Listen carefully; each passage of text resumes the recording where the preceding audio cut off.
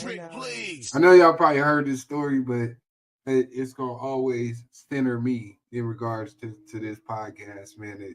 That we started arguing on Facebook, turned into real conversations, that turned into a podcast on Facebook. But don't pretend like we didn't create a culture over here, whether it was rooted in Africa or not, whether it's monkey see, a monkey do. Trick, please. Trick, please.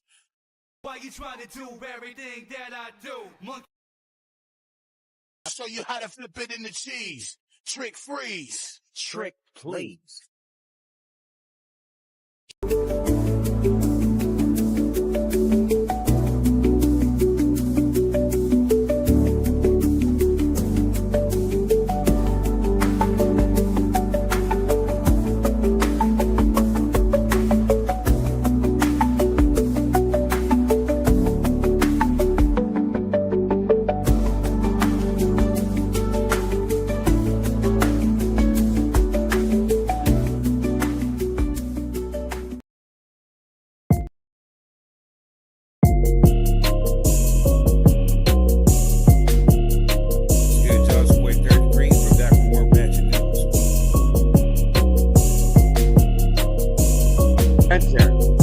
Might be the dumbest man in America. I've never seen anything like this. correct. Who implicates themselves in a book? What's the same thing? She can actually talk about different things, The fact that he said he was better than Q, and like.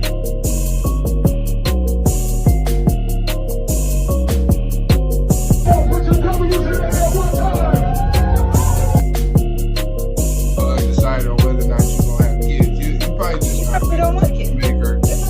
You know what I'm saying? Well, so when I could not have a relationship with my biological father, God brought other men in my life to father.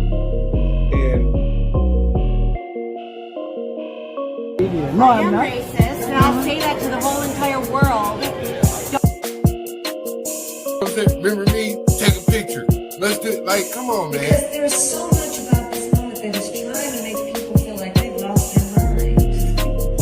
When in fact, these motherfuckers are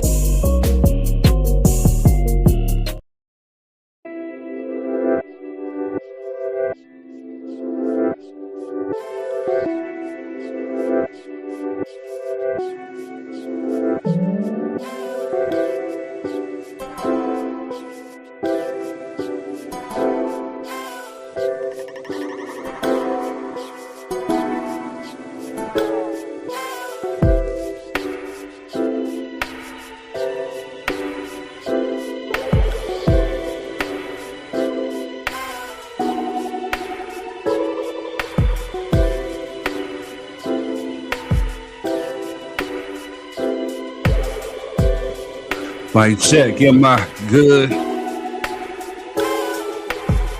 Yeah, it's the infinite 3rd degree with another freestyle. Oh God, who let the beast out? Got the feast now on these weak MCs. Got to gobble them up and eat them like Mickey D's. No, please, you better get up on your knees.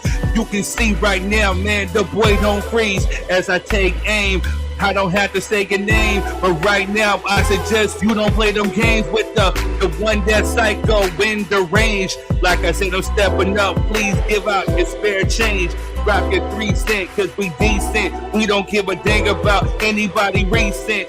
News, we give dudes the blues. You must got me confused with them fools that be sipping them booze. I be changing the rules, and yes, I'm walking them shoes. If you don't know, you got me confused. Nah, I'm just different. And if you don't know, miss, yes, because of my pigment, I can get ignorant any time of day. Right now, you can see the 3rd degree don't play.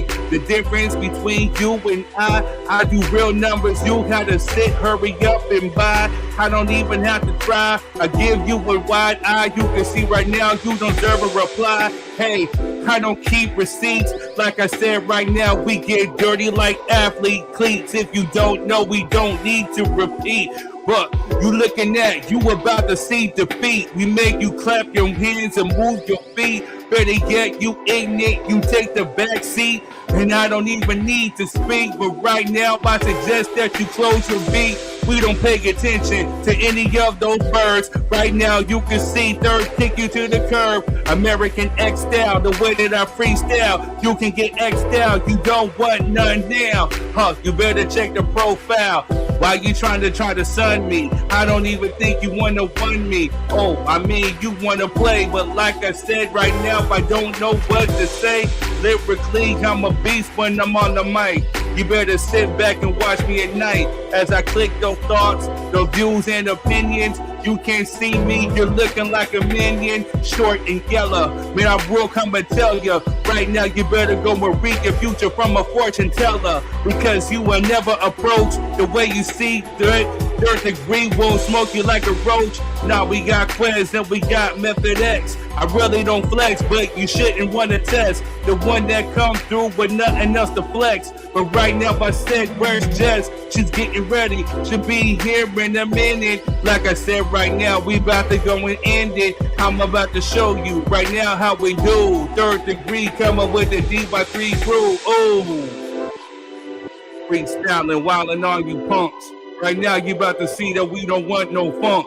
No, I'm just lying. Right now you can see, yes, I am iron. Who you trying to subliminal diss? You a son of a bitch. You can go and sip on piss like Chris. You don't really want this. You don't want no problems. I know a couple ways how to solve them. Cock back, revolve them, and drop them. Like I said, right now we about to go and cop them. Nah, that's just no plea. It be me. Lyrically, you can't see that one they call third degree. Bitch. What's good, y'all? Happy Friday. No, this is a family show. Man. I forgot. this is what happened? Hey, we can't be closer. My bad, I forgot. You know. You need a digital hug, my brother? I got you. I need hugs. It's like, damn, who pooped on your Pop-Tart, sir? You have to be a son of a gun to poop on somebody's Pop-Tart. Man, what's going on with you fellas, though, man? How y'all feeling? How y'all doing, man? This is good. We are back, y'all. How you feeling? It's been a minute. Yeah, sir. A lot has happened. You know what I'm saying? It's been a good little while. Oh, a lot has happened. Man. Where do we begin? How are you guys doing out there in Facebook world, YouTube? We are on Facebook, YouTube. We were on Twitter, but they said I had to have a premium account. I don't know what that's about, yo. Yeah, you gotta have a premium account to go live on Twitter. Yeah, crazy work. I know. They figure out a way how to get you every time, right? Yeah, I'm telling you. Don't nobody take Twitter that serious to be going live like that. With very true. Very, very true. Ever since your boy Elon, you know what I'm saying? I think I'm good. I might be over there for real. But man, how y'all week been, man? It's been a good week for me, man. You know what I mean? I took today off, so I've been chilling. I ain't mad at it. Yeah. Me too. Me too. Great minds, you know what I'm saying? Yeah. I had to work today, you know what I'm saying? Last Friday I was automatically free because it was a holiday, but you know, and a big celebration too, you know. So absolutely. I'm waiting on somebody to get here before we start talking about all that. Right. I think I's no longer free. Yeah, you're not. I's no longer free. You're not. we was celebrating freedom on Juneteenth, but my freedoms got taken away.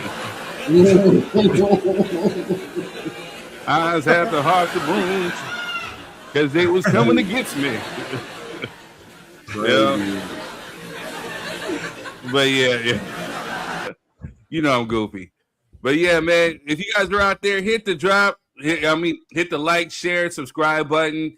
It feels good to be back live. Sorry we had to hit you with the rebroadcast, But this episode is called the Spin the Block. You know, we're spinning the block on a few topics.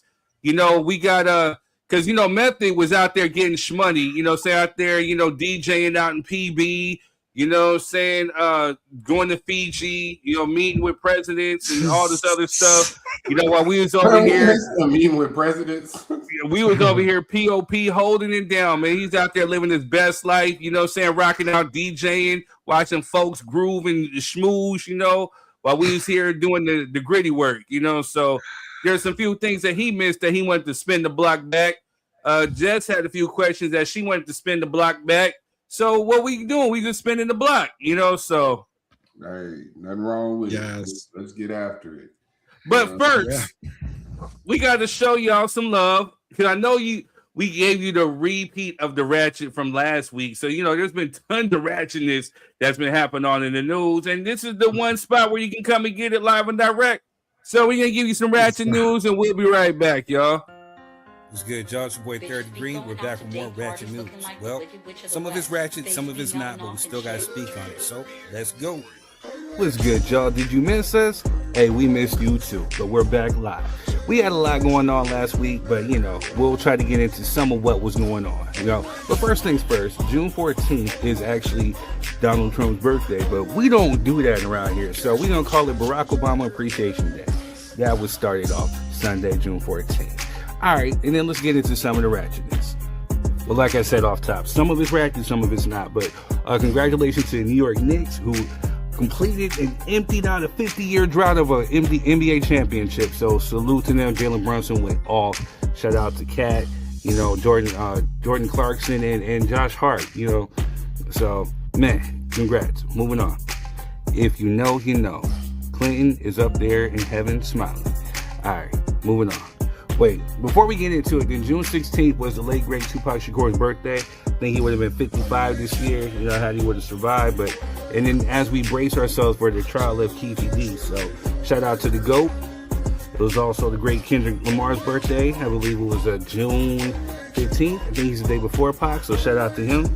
Also, I think June 16th or June 15th, or June 17th, actually. You know what I'm saying? Shout out to, you know, Arabian Prince, the original member, one of the original members of NWA, my family friend, my homie, the DJ of JJ Fad. You know what I'm saying? This is a real good dude, and he definitely deserves his flowers too, man. That jacket was fresh. Shout out to Lonzo Williams in the picture too.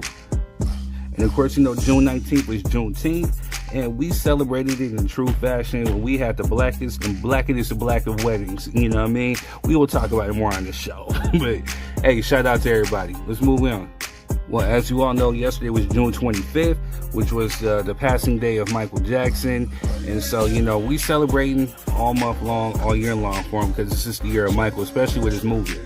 But speaking of the Michael movie, Michael dethrones Bohemian Rhapsody to become the highest grossing music biopic of all time. Man, let's go, let's go, let's go. It's actually on its way to being the most grossing biopic of all time too. So we're waiting to see, man. You know, Japan was late. They were late to the party as far as getting the movie released. But we'll see what happens, yo. So we praying, like I said, it's a Michael Jackson year. All right, moving on. Dr. Shine Bright is stated and quoted as, if Jesus started to defend himself against every accusation while on his way to the cross, he'd still be here today, end quote. This was a little extreme, but hey, moving on. They're saying that Spike Lee deserves a ring after he spent more than $10 million in tickets in 41 years. I think he deserves something, you know what I mean? So hey, let's get it. Moving on. Jadakiss claims that 50 Cent and Snoop had the best debut albums in hip-hop history. He may not be wrong. He might not be wrong. Moving on. Raisin Company heir arrested after alleged anti-Semitic harassment in Pacific Palisades. Let's get rid of the trash. Moving on. Gavin Newsom says the Department of Justice is investigating him and his wife. Yeah, because when you have a petty president like Donald Trump and you antagonize them and clown them, even funny clowns too, yeah, he's going to be after you, bro. All right, moving on. Stress on San Andreas Fault reaches highest levels in 1,000 years as scientists await next major rupture. Can we hurry up and just get it over with? Moving on. Yo, June 5th, I dropped my long-awaited single, Always Home, a.k.a. San Bernardino. And then just recently, San Bernardino was ranked the dirtiest city in the United States. What are they trying to say? I put out a song trying to uplift and trying to inspire, and this is what we get right here? Crazy, right? Moving on. Well, before we do, a new study, it actually ranks San Bernardino number 1, followed by Los Angeles. That's crazy. Crazy work. All right, moving on. Famous streamer Kai Cenat has started reading books live for 20 minutes every day to improve how he articulates himself. Even when others mock him for looking up unfamiliar words, he keeps going. A reminder that it's never too late to work on yourself. Salute to that dude. Salute. Moving on. Jet McClab. My opinion is they are of low IQ, no moral compass whatsoever, blinded by race, and generally a nuisance to society, end quote. Talking about people who are trying to race bait and do all that. Didn't you just call the dude a watermelon felon? But we're going to talk about that tonight. Moving on. Mystical gets 20 years in his SA case. And you know what? I think that dude just needs crazy help, man. He needs help. Seriously. If you heard the details in this case, man, he's just disturbing, man. It sounds like he's probably influenced or on drugs. But I don't know. I pray he gets help. Moving on. 2 Riverside County men charged in thwarted drone and sniper plot targeting White House UFC event. They was on a mission, right? Crazy work. Moving on. When I see stuff like this, they just get the hard side eye from me. You know what I mean? I don't trust it, not whatsoever. But moving on. Pastor Tony Spell beats man who allegedly threatened to, essay his wife and grandkids. And I would have beat the bricks off of him too. Pastor hit him with the word. Moving on. An aspiring rapper claimed he was a prophet on social media, and then people started going missing. When you guys gonna learn to stop drinking the Kool-Aid? Moving on. Costco facing backlash after launching new VIP shopping program that lets executive members shop before everyone else while regular customers were outside. That's part of the perks of being an executive member. You know what I'm saying? Like, ain't no backlash from me because I got my black card. Moving on. Tupac unalive suspect asks to exclude past confessions from Las Vegas trial. Why? He's saying it's not true, but he was quoted as saying, "This is my book and it's the truth." But we're going to see how this crazy circus of a court case plays out. Moving on. Inland Empire man arrested after disturbing unaliving of a strange wife's chihuahua. Moving on. Woman creates her own In-N-Out restaurant complete with drive-thru. Salute. Moving on. T.I. drops his final album, Unalive the King. Let's go. Moving on. Sean Penn to direct movie about January 6th Capitol riot. Major actor already in talks to star. I can't wait to see this one. All right, moving on. Raven Simone says, if white people born in America aren't called European Americans, why do I have to be called the African American? End quote. I see your point. I definitely see your point. We'll talk about this on another show. Moving on. Chris Tucker reveals that he has been celibate for 3 years. I don't see how that funk you can do it. Salute to you, though. Let's make that last Friday happen, too. Quit being bougie. Moving on. Charleston White is catching heat for selling and promoting watermelon felon t-shirts featuring Karmelo Anthony. What a sellout. Why don't this dude, he doesn't even deserve to be walking amongst us. Why don't he get locked up or something? Or why don't you send him to another country or whatever? Expedite his stupid ass. Anyway, moving on. Dwayne Wade quotes, to me, Zed hasn't transitioned into anything. It's been a transition for the world. But to us, I see the same kid, end quote. Moving on. Bay Area legend E40's restaurant robbed twice in less than 24 hours. What is really going on? You hate to see a player be great? Man, sprinkle him with some 40 water. Let's get him. Moving on. Federal government seeks to halt the first U.S. reparations program for black people. They're really trying to make sure that you don't get paid, but y'all still keep going. Moving on.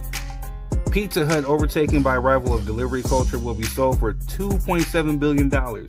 Maybe they can take some of that money and buy better ingredients and make Pizza Hut better.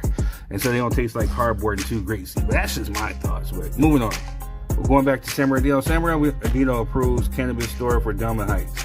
I used to love going into the store. I used to get push pops from here. You know what I'm saying? Pause. If there is a pause. But anyway, just for a weed store in Delman Heights, San Bernardino, West Side. Come on, man. Moving on. Told you it was a busy week last week. Former presidents, first ladies in Chicago for a grand opening of Obama's Presidential Center, which opened on Juneteenth. So for those who be saying stuff about, anyway, shout out to Barack Obama. Moving on. Speaking of Juneteenth, I was kicking it with these folks during that time. Moving on. This yesterday, B2K versus Pretty Ricky. Who did you guys vote for? Who do you think was going to win? I didn't even watch. Not even going to lie to you. Who won to y'all? Moving on. Kevin Hart sues former assistant for $50K after her interview with Tasha K. When them folks gonna learn to stop messing with that shit. But anyway, moving on. California lawmakers vote unanimously to pass a bill that would make May 17th, Bruce Lee Day. Why May 17th in particular? But I don't know. But shout out, because I love Bruce Lee. Moving on. Legendary music mogul Clive Davis passed away, and people were up on the internet talking bad about him. Interesting to see what documentaries may come of him. But hey, moving on. Sad news. Ransom note in Nancy Guthrie case allegedly apologized for accidentally unaliving her and offered to return her body for $4 million. This is crazy if this is true. I'm praying that it's not, but you know, moving on. Ice Cube is in the works for Are We There Yet 3 officially, and with Nia Long and him returning. So hey, we'll see. Moving on. Last but not least, Karmelo Anthony hires powerful legal team to appeal his unalived conviction. And my question is, where were they from the beginning? But you know, this is part of what we're going to talk about tonight, so let's get into it. Anyway, I'm 3rd Degree, and that's been your Ratchet News. Enjoy the show.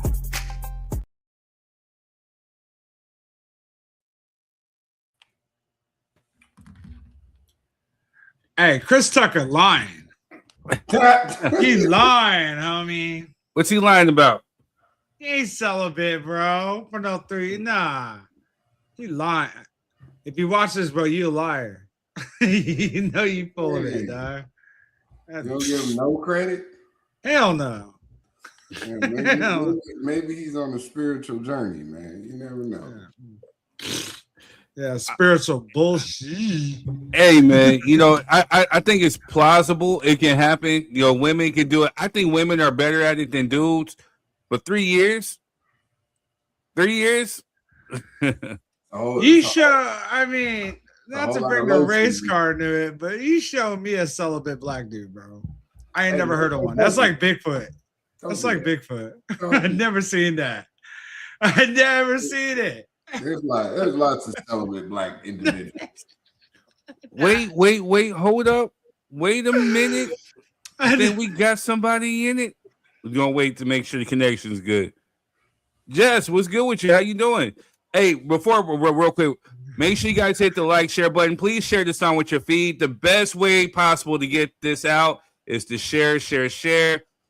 Engage. You can hit the hearts, the likes, the laughs, whatever. If you find something funny, angry, whatever, just go ahead and just hit those buttons. But please, the main thing is to share. And send some stars, man. Send stars. Don't be greedy, feed the needy. You know what I'm saying? Hey, Adoration, are you good? Give me a thumbs up if I'm ready. If when you're good. All right. Hey, congratulations! Oh my God! Congratulations, y'all! Thank you, Adoration. I have to talk on here before work because I was like, "Oh my God!" Congratulations! Thank you. Not a married couple. Oh my God! For those that don't know what Adoration is speaketh, is that, you know, so June 19th, you know, me and Jess decided to go ahead and get married, and we did eyes no longer freeze now. She's got me. Love this.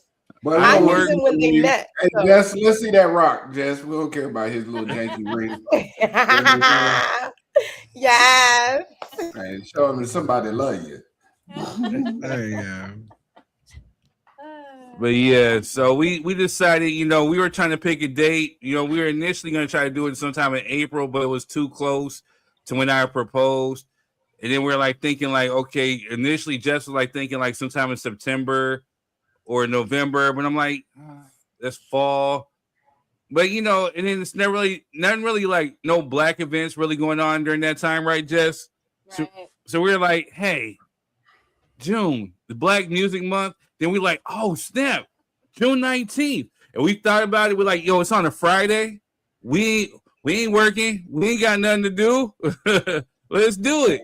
So then once I sparked that idea into her head, this girl went on overdrive. She's like, oh yeah. So we can do black caterer. We can do a black venue. We can do black this and black. We can make it a black, black. I'm like, yeah. I was like, yeah, let's do it. That's what's up, though, man. Congratulations, though, you guys, man. Big deal, especially for the people who say black love is dead. You know what I'm saying? Black love ain't never been dead.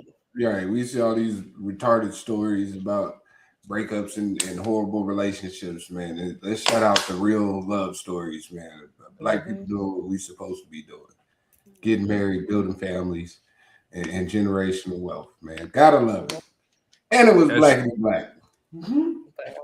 Hey, you know, her cousin came up. We gonna recap the wedding and everything and lead into my hot seat, but her cousin came up and said, "Hey, I want to thank you." I'm like, "Man, well, yeah, for what?" He's like, "This is the blackest wedding I've ever been to." You know, man, he wasn't lying. He wasn't lying. Blackity black. Love it. He says from everything from the music to the soul food, and the food is bomb.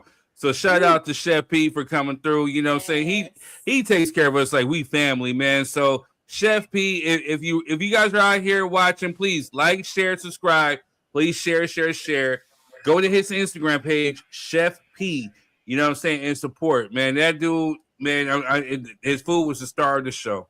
Mm-hmm. It sure was. I didn't get no smothered chicken. Yeah, yo, they ate all the smothered chicken. Yeah, man, what like that? That's what happened at my sister's wedding. You said what? I said, that's what happened at my sister's wedding. Everybody took all the food before the bride and groom got to get there. So I was like, wow. Man, we gonna recap that wedding. That wedding was it was something. I'm telling you, when they say the devil works against you, the devil don't like marriage. I 100% agree, because everything that was going wrong that day was going wrong. But we'll recap it a little bit. You know what? I want my sister on the show that day because she needs to talk about her wedding too. Oh, yeah. People be trying. Yes. Could have had a wedding planner. Had a wedding planner. I'm just saying. That wouldn't have helped shit either. Stop, Rob. Nah, we needed Quez there, because Quez will tell folk off. You don't need nobody else. Quez will be like, that's real. You know what? I ain't buying what Meth is saying, but what you're saying, adoration, is true. Mm-hmm. I know my homie. He was like, "Hey, no, let's clock this."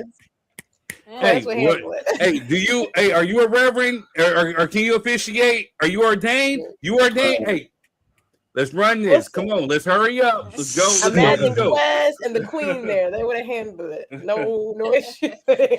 I know Quez for sure. Yeah, he would have been like, "Nah, we ain't having that." Nah. No, you know what's funny is that when we was talking about the day when you had got off, that's what I told Rob. I said, "Man, I'm mad I wasn't there. I'd have handled all that. We'd cleared this up." We got time to do. Let's get it together, people. He would at least saved you some plates. That's what I learned from my sister's wedding. Go get the food first and save plates. Because while she was out there doing like I said, we gonna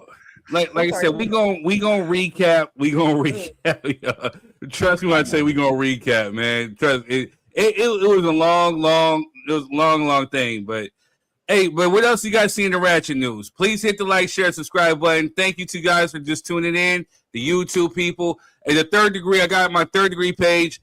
Yay. Shout out to my 3rd Degree family, my 3rd Degree community, because the clips that I show on there, you guys be coming, liking, sharing, commenting, you know what I'm saying? So I took it upon myself to make sure that this here live is broadcasted on the 3rd Degree page. So I thank you for tuning in. Just make sure you hit the like, share, subscribe button. Please, please, please. You guys see anything else in the Ratchet News real quick before we start to try to recap this wedding? I don't know why everybody's coming at Chris Rock for being celibate. Like, what he did? Chris Tucker. I'm sorry. Chris Tucker. Why can't he be celibate?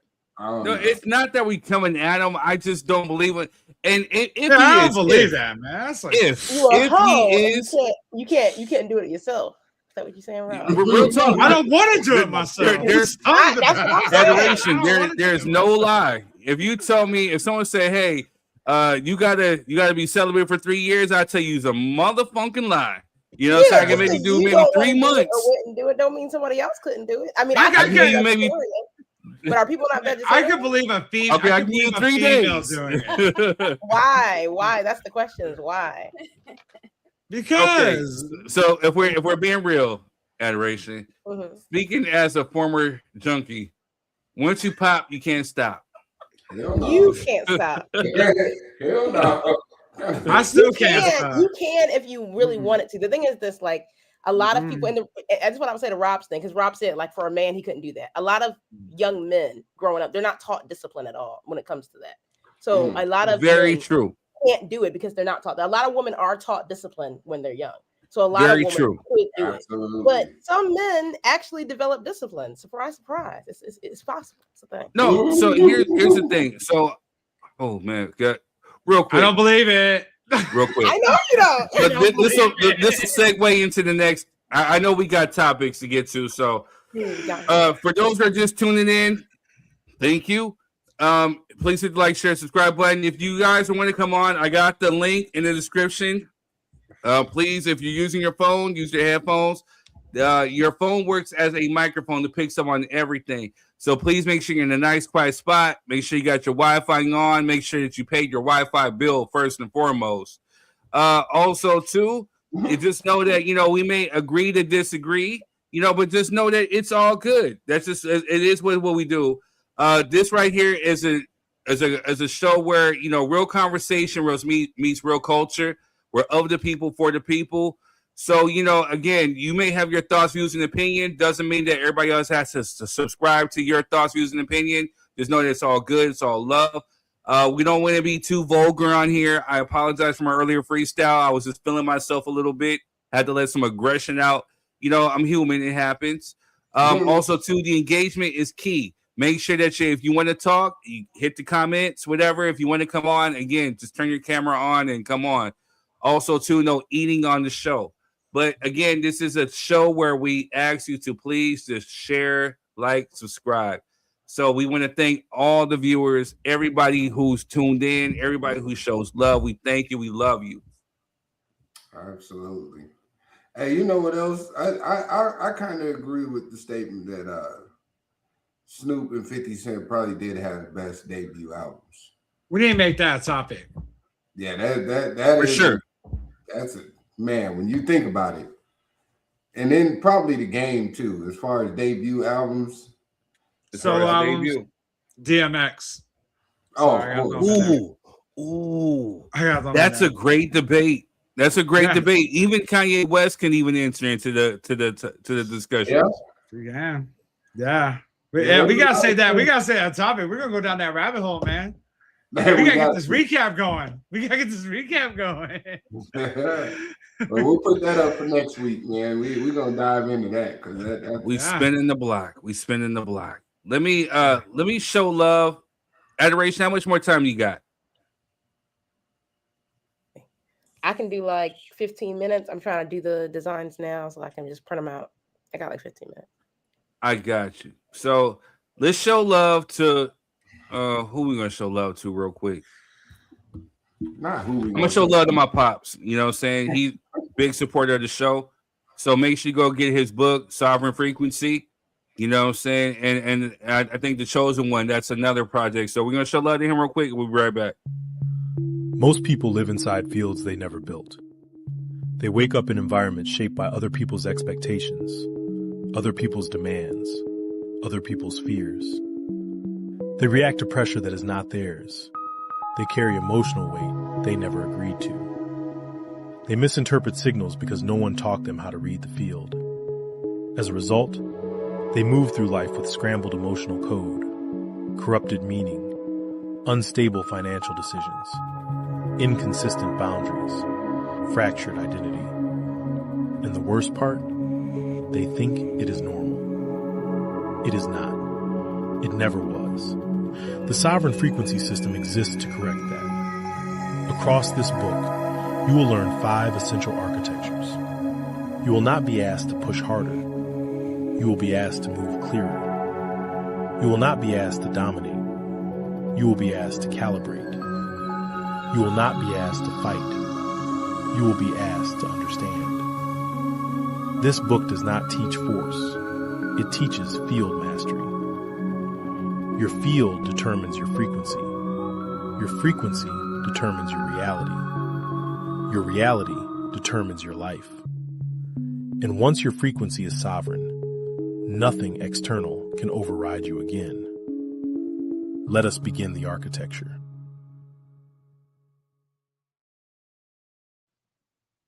All right, y'all. We are back. We're back. So please make sure you go support. Get the Sovereign Frequency by AJ Moore. Pick it up. I've been seeing like the activity on his feed for it. It's been live. So I appreciate those who've gone out and supported and shown love. Absolutely, man. Great content. Absolutely. I was like, wait a minute. I need that. Hey, he's a deep individual. Trust me. So just calling them for, hey, how's it going, Pops, turns into these deep, meaningful conversations. Like, man, come on, man. I left school like years ago. Come on, man. What you doing? You know what I'm saying? Get all of it, y'all. Get all of it. Get all of it. All of it. It's but so yeah, wicked. so man. Hey, so welcome back. For those who are tuning in, make sure you like, share, make sure you like, share, subscribe button. Forget you, huh? As I sip the tea from my great grandfather's cup, you know what I'm saying? It got me a little bit funked up.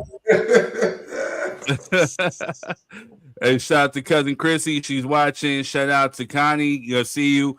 Shout out to everybody who's tuning in. Make sure you hit the share button.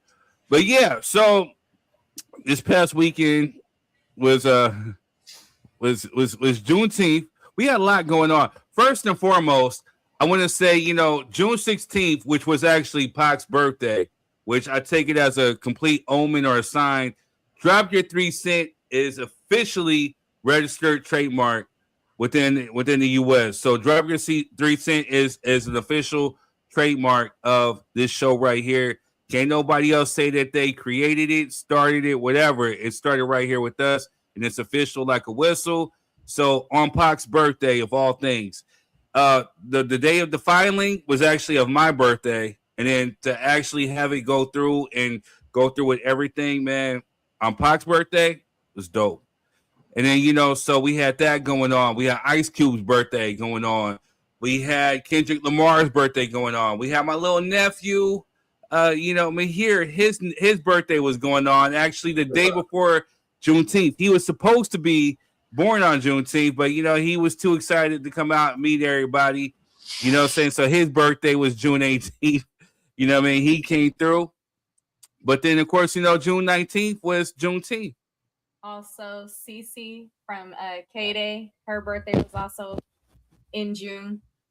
Yeah, you know what? I think she shares the same day as Bach. Cece the Mamacita.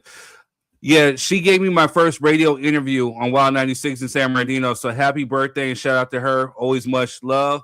Shout out to Arabian Prince, like I told you in the Ratchet News, who is the original member, one of the original members of NWA.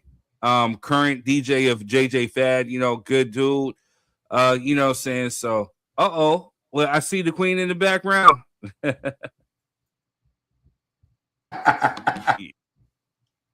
Question on me. He said, "Hi everyone, happy Friday." He was like, "I have the screen off." I was like, "Okay, great." Happy Friday. Congratulations on your wedding. Hi. Hi. Hi, Adoration. Hi, Rob. What's going on? Hey. Hey. I'm telling you, we partying over here, Queen. We miss you. You know what I'm saying? I know you got to do your motherly duties, man, but we miss you over here. I miss you guys too, but see, I have to keep all the kids away so you guys can have a great show. Right. Hey, shout out to the queen because you hold it down. So yeah, so June 19th was, of course, the day that the day that Texas received news that they were freed of slavery. You know what I'm saying? As far as like the Civil War goes, because for those that don't know, it's a quick little history lesson. The Civil War was fought to actually keep the South from separating from the North. They lost that, but then President Lincoln, with his proclamation of 1863, freed the slaves in the outlaw states. So once the war was won, this is what happened. So Texas was the last state to actually receive the news of the freedom. So this is why we celebrate Juneteenth. It actually became a holiday a few years ago underneath President Biden. So again, I celebrate it more. I uphold it more than the 4th of July. You know what I mean? It's just me personally. But, Juneteenth was a busy day. We had Father's Day going on that weekend, but again, me and Jess decided to go ahead and get married. So yes, we are officially Mr. and Mrs. over here.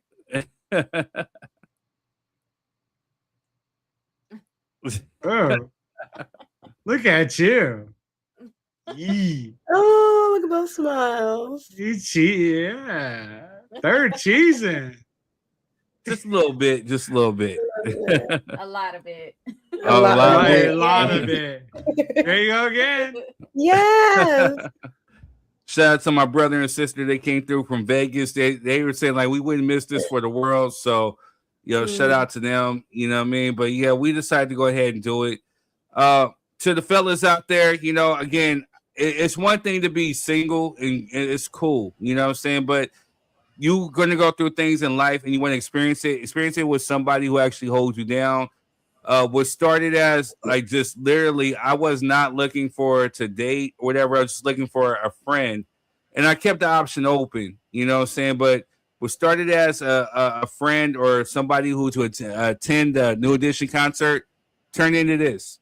We vibed, we meshed, we had struggles, but we overcame them. Thanks to shout out to Pastor Braxton for marriage counseling that he did to us both. But it's a testament to show that hey, when you find your person, when you find the person who actually holds you down, do the right thing.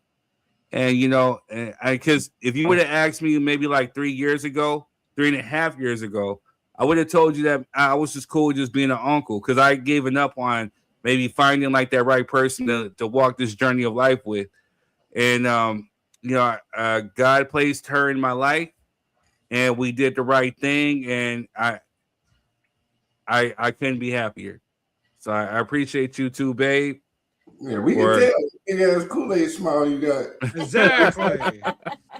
That boy cheesing hard, boy. I appreciate you for holding me down, for coming in. Not you weren't looking for a boyfriend or anything. You're looking for a friend, and that's the one thing that we agreed on was, hey, let's start a friendship, and.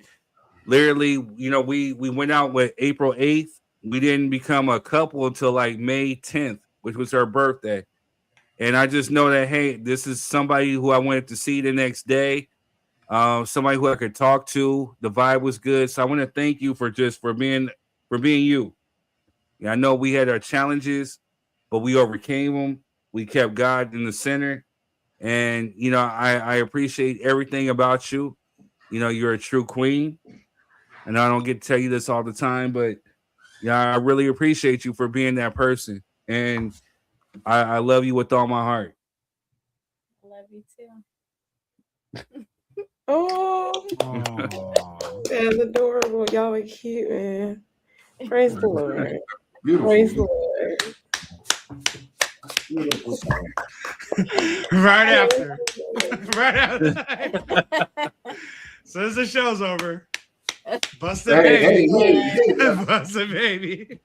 Oh, Rob, see, put that plies on. I put that plies on. Throw that plies on, third. Well, won't be no celibacy over there. You know what I'm saying? We'll just say that.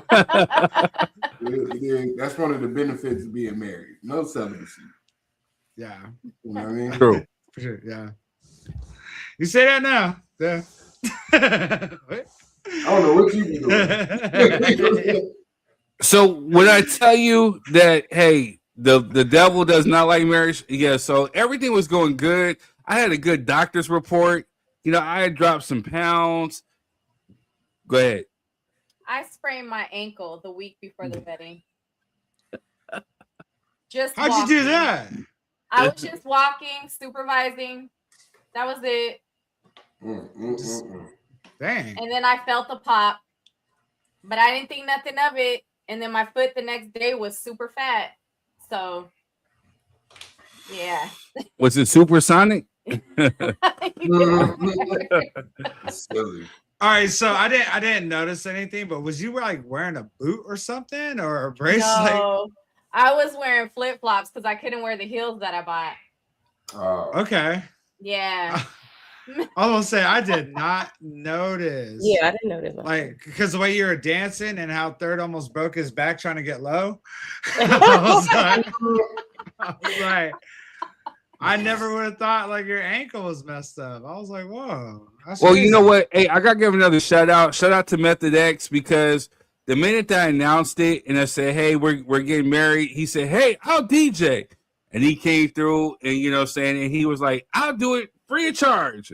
And he came through. He drove all the way from where he's at to Redlands, you know what I'm saying? And he held it down. And mind you, he had some challenges too, but he was determined. He was like, no, this is not happening. And he found a way, and music was played that day. So he is black by the way of default. He had to ghetto rig the system, y'all. So not the photographer, but the guy with the stand. We had to figure it out. Yeah, yes. Brother man that was my best friend that night. He is a music producer also.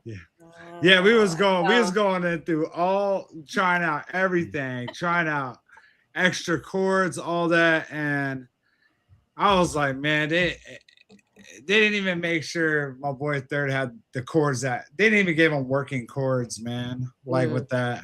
So good thing that we had like extras, and then on top of that, the right plugs weren't working, so we had to plug it into the mic outlet.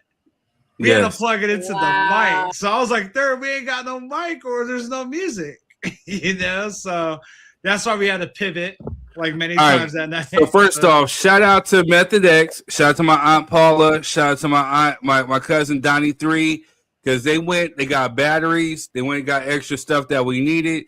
Things were going wrong that day. All right, so first off, unshout out to Resident Inn and Redlands. I ain't never heard of the unshout out. Because here, don't go there. Look, I booked the room back in May 17th, you know what I'm saying, to make sure that her and her bride's people were going to be comfortable, do whatever there was they were going to do. I booked the room. So when I called to get an extra day extension, Resident Inn in Redland, the person decided, hey, well, if it's going to be him and his wife, well, they don't need the suite bedroom with the 2 bedrooms, whatever like that. So she gave us a regular studio room, you know what I'm saying, with no extra room, with no whatever. So Jess, being the person that she is, she worked that day. She went out, had drinks and party with her girlfriends, whatever, you know what I'm saying? So she don't get to the room till like 1:30, 1 o'clock, whatever. So she hits me at 1:30. Hey, this isn't the room that we booked. So I'm like, what are you talking about? She's talking about, there's no double beds in here. It's just a regular old room. So literally, I had to go dig in my emails. I called them. I start barking at them. And then they're like, we don't have none on the record of that. So I go to the hotel at 2 o'clock in the morning. Like, hey, this is what I booked on May 17th. Oh, we're sorry, but the person who can do anything doesn't come in till like 6:30, 6 o'clock, 7 o'clock. I will be back, beach. So I came back at 7 o'clock. Oh, we can change your room. We can change it. So they give her the room with the 2 queen beds in there, right? So mind you, but Jess's bridesmaids couldn't stay the night because Resident Inn decided they made an executive decision. So when I talked to the chick, oh, it was my fault. I took full accountability because I figured if it's just you and your wife, why do you need the 2 beds?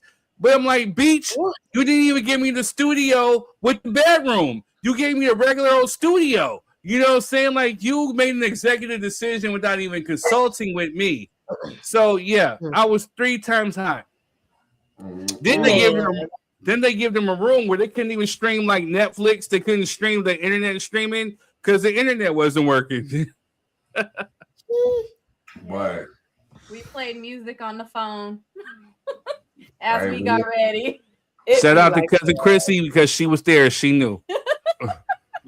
So then we had to go back to the house, grab the stuff, you know, to upload into the car, whatever. Then, we get back to the hotel. I'm over here chilling 3 times, chilling, saying hum-de-hum. Then come to find out, Third left his whole tuxedo. No, actually, because now Christy's like, yep, on the phone. So we go back to the house. We got to upload. Shout out to our cousin April. She came through. We put stuff in her car. We get back to the hotel. Then, I'm over here chilling, hum. Then, I still got to go because I work for her now, so it was, hey, I got to go pick up the speaker from Guitar Center. I go pick up the speaker. I go back to the house. I go get whatever stuff that we missed. I get, whatever. Then I got to go pick up some pineapple juice. Shout out to Walmart. Then I got to go get the Henny because they're trying to make the signature drinks, whatever. I had it all mapped out. I did all that, got back to the hotel. Oh, I used my Marriott points to get a large studio room, which got subsided because of whatever the chick did. So I didn't even get to really do that. So anyway, I get back to the room that I did not reserve. You know what I'm saying? So anyway, come to find out, Third doesn't even have his tuxedo. So I gotta run back to the crib. I'm doing 100 through the streets of San Bernardino, Redlands. Fast and Furious. Shout out to Black Vin Diesel right here. You know what I'm saying? Literally, I ain't get no accidents, no cops, whatever. When I put in the Google Maps, it said hey, you're gonna get there at 6. At 3:13, whatever. I got there at 3:03. Yeah. I was doing 100 on these streets. So then I get back, I shower up, do whatever. I'm getting dressed. Oh, my tux doesn't have the claps. So I couldn't even do the pants because the pants were actually too big. But not only were the pants too big, I couldn't really clip them together, whatever, because that piece was missing. So I'm like, damn. Okay, do I put on my suit or do I rock the tux? I like tuxes better than suits. But so I'm like, you know what? If my pants fall, they just fall. I'm not gonna sit there and rock the tux jacket and the suit, the suit pants. So you know what I mean. So I go ahead, get dressed, run back to the hotel, go pick up her sons. I got everybody calling me, hey, where you at? Where you at? Because by this time it's what? It's 4:20 something. 4:20 something. I was supposed to be there. Wedding's supposed to start at 4:30. So you know what I mean. So yeah. So we catch literally every traffic light. You know what I'm saying? So my mom comes like, where you at? Where you at? Where's the pastor? Where's the pastor? I don't know. I'm trying to get there. Ma, chill. I'll get there when I get there. Chill. So I get there. 6 minutes away, by the way. We're 6 minutes away. Right. She's running online. So then, mind you, I got the licorice. Okay, I got decorations and all this other stuff. You know what I'm saying? So by the time I get there, shout out to my cousin D3, shout out to Certified West, shout out to my cousin Russell, shout out to Jamal. Hey, what you need, Third? They start unloading the car. I get there, the pastor's not there. I check my phone. Hey, pastor's assistant saying, hey, there's a family emergency. Pastor's not going to be there on time. 4:30. Jessica gets there at 4:40. You know what I'm saying? 4:45. But she's sitting in the car. AC is blasting. It's hot as hell. My mom was like, where's Jess? She's out in the car. I hope that poor baby got AC. So we're waiting on the pastor. Pastor don't get there till he says 5:20, but then he don't get there till 5:50. We don't know what's going on. So we're praying for whatever's going on with him and his family. We're praying for him. But he show up. But mind you, so finally we get things going. But I had to go kind of politic, go to every table. Thank you for coming. Please be patient. So we started a whole hour and a half late. Hey, listen. Start being in a wedding.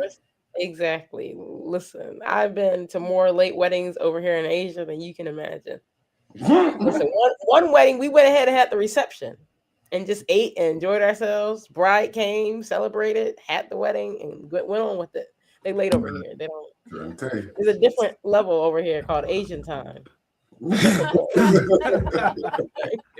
whole nother ball game. Go with it. As long as you're happy, that's all that matters. You're happy. But y'all needed somebody on your side. Y'all needed a groomsman, like somebody to be doing all that stress for you. So here's the thing. So, again, like shout out to my groomsmen that were there. So also too, one of my best friends. I got a couple of best friends. Shout out to Quez. Thanks to Trump, he couldn't make it because whatever he's doing with the airlines, whatever. But last minute, last minute flights are like through the roof. You know what I'm saying? So that prevented my homeboy from coming through. But one of my other homeboys that just started a job, he doesn't have seniority. He's supposed to be my groomsman, but he couldn't come through. You know what I'm saying? So he had to drop out last minute. So I had to ask my cousin Russell, like, hey man, and shout out to my cousin Russell because from birth till now, he's always been like that big cousin, always show up, always give me guidance. Whenever I need him, he always pops up miraculously. You know what I'm saying? So shout out to my cousin Russell. I love you, man. From literally from my birth up until now. You know what I mean? But I asked him to be a groomsman. He said, sure, no problem. He got a suit, got everything going. You know what I'm saying? He showed up. But you know what I mean? When I tell you that everything was working against us, everything was working against us, man. But everybody who showed up was really, they held us down. Yep. My niece helped my mom with the decorations, his aunt, his mom, just so many people stepped in. My other cousin that did the photo booth, he stepped in and helped Rob and my mom. So everybody that came together, we really, really appreciate it. Yes. That's the thing, man. Hey, y'all did your big one. Exactly. And even though the chaos was going on, it was still a vibe over there. It was so good. Like even though your cousin was like, "Boy, it's my outlet," he kept looking at me. I was like, you're just here to take pictures. I'm here to play music, bro. We can only control the things we can. Everything got to start on time. Whose rule is that anyway? Yeah. You don't. And as long as you're having fun, as long as you're getting married and you're happy, that's what matters. But the ill thing is like one of the things I could say, the revelations from this whole thing was I realized who are your true people. You know what I'm saying? Because nobody asked for anything. They just wanted to make sure that this was a success. Yes. They were genuinely happy. Nobody was complaining like, hey, what's going on? They were just like, hey, we understand. The minute I got there, it was like, third, what you need, we got you. Don't be too prideful to ask for help. Whatever you need, we got you. And, and everybody that was there was just understanding. Even the pastor, when he got through, it was just dope, man. Like the love that we received from everybody was just next to none. Beautiful thing, man. Beautiful thing. I'm telling you, man. I love seeing married black people, man. You know what I'm saying? It's just different. It hit different to me. You know what I mean? So many negative stereotypes and propaganda against the union of black couples, man. So when I see it, it's a beautiful thing, man. I ain't go that whole wedding route and all that kind of stuff. I went to the courthouse because we ain't got time. I'm like all like that to be dealing with them. So you know what I'm saying? We skipped that part. You know what I mean? But hey, man, look, y'all got it done, man. At the end of it all, y'all got it done, man. And here you are today. Yes. Beautiful couple, man. Everybody still had a good time. The vibes were good. The energy levels were good over there. I mean, kudos to you guys, man, to have all that happen and not get any smothered chicken afterwards, bro. I would have been tripping. I don't like that. His Instagram. Hold up, Jess earlier. Jess is about to do it right now. All right, his Instagram is. Wait, let me go now. original_Chef P on Instagram. Original. For sure. Make sure you guys show him love. I mean, another thing about Chef P. So, RIP to my auntie who passed away. matter of fact, she plays into this whole story. You know what I'm saying? Like two of the most solid women in my life kind of like validated for Jess. The first being my grandmother. If you know my grandmother, you know that she does not like anybody, you know what I'm saying, when it comes to me, because she thinks that nobody's good enough for me. And she would always even ask me, even through her trials of dementia, you know, where's your girlfriend? Where's your girlfriend? Because for those that don't know, I was married before we divorced because, again, we experienced something tragic with the loss of our son. But my grandmother would always ask me, like, so when are you gonna do it again? When are you gonna do it again? I'll tell her, I don't know. And so when I met Jess, she came through and she would come visit with my grandmother. And I remember literally the day that, you know, my grandmother seen her. And mind you, my grandmother, she knows me, even through dementia. I'm the one person who she did not forget.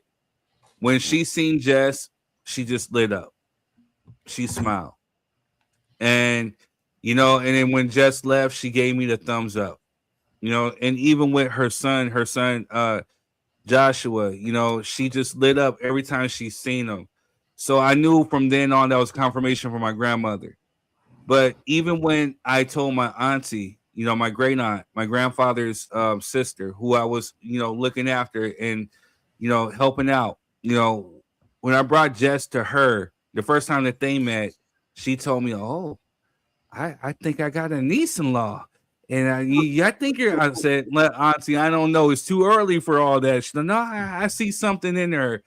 And sure enough, she would tell me, so how's Jessica? Every conversation, how's Jessica? Where's Jessica? How's Jessica? Tell Jessica I said hi. Whenever we go to New Mexico, everything. So the minute that I proposed to her, and she's the first person we went to. When I showed her the ring, auntie was ecstatic. She's like, we got to celebrate. So we went to the Mexico Cafe. Shout out to Mexico Cafe in San Bernardino. We got our margaritas, got food. She's like, I'll be there. But unfortunately, she couldn't make it because she passed away.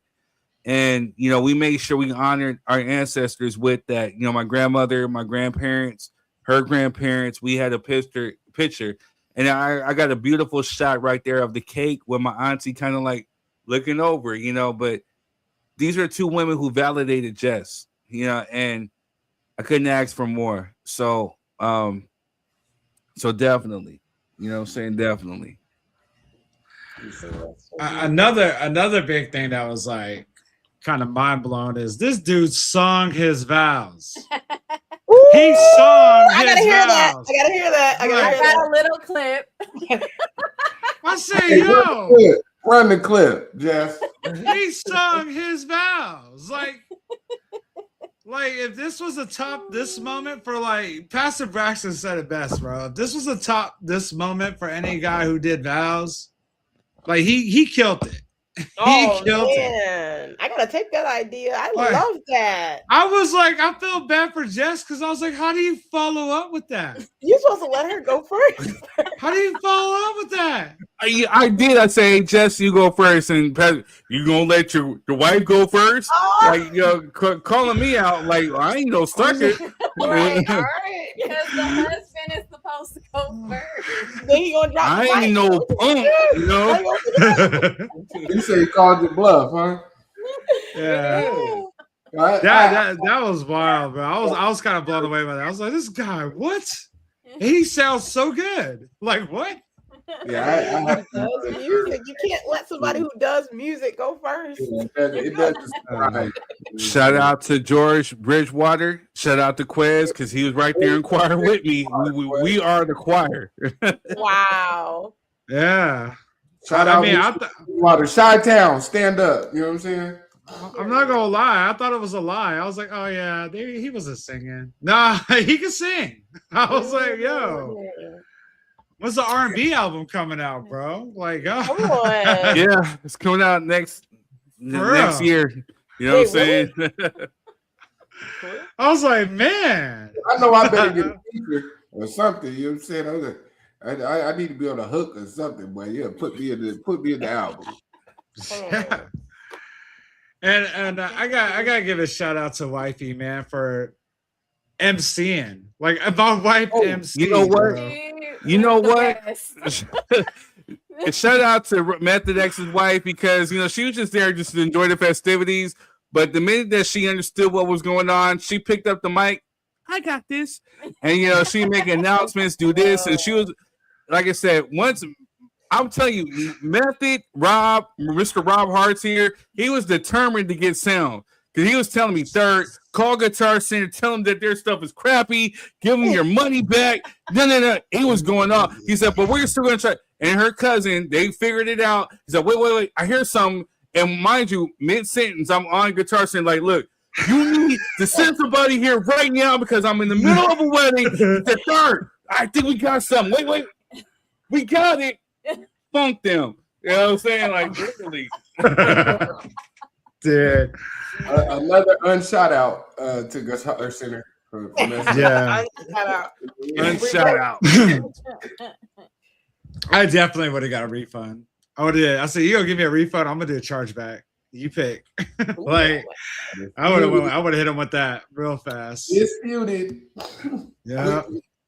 On my wedding day? On my wedding day. Wedding day. My parents did that at their wedding because they didn't get what they were supposed to get, and the company was shady already. So they charged the charge to something that wasn't what it was supposed to be, but they didn't deliver. So my parents' credit card company calls and they're like, "Did y'all order this?" And they're like, "No." Wow. So they got their money right back. Get them out of here. Right back. It'd be like that at whichever one of you big backs took all the smothered chicken, man, we on your head. We know who took all the meat. He's so just. All right, we got another unshout out. You know what I'm saying? So we hired a bartender. Yeah. Okay. Chicken. We was trying to be all black, and that was a huge disappointment. Man, give my people some grace. I was just joking, but yeah, I feel y'all. That would because here's the thing. So we got dragged away because we had to do pictures, and again because things started late, things were behind schedule. Shout out to Jess, she was on time. Again, I gave a 10-minute window because I knew that bride's got to take a minute to get ready. Jess was ready to go at 4:40, 4:45. You know what I mean? So it wasn't her.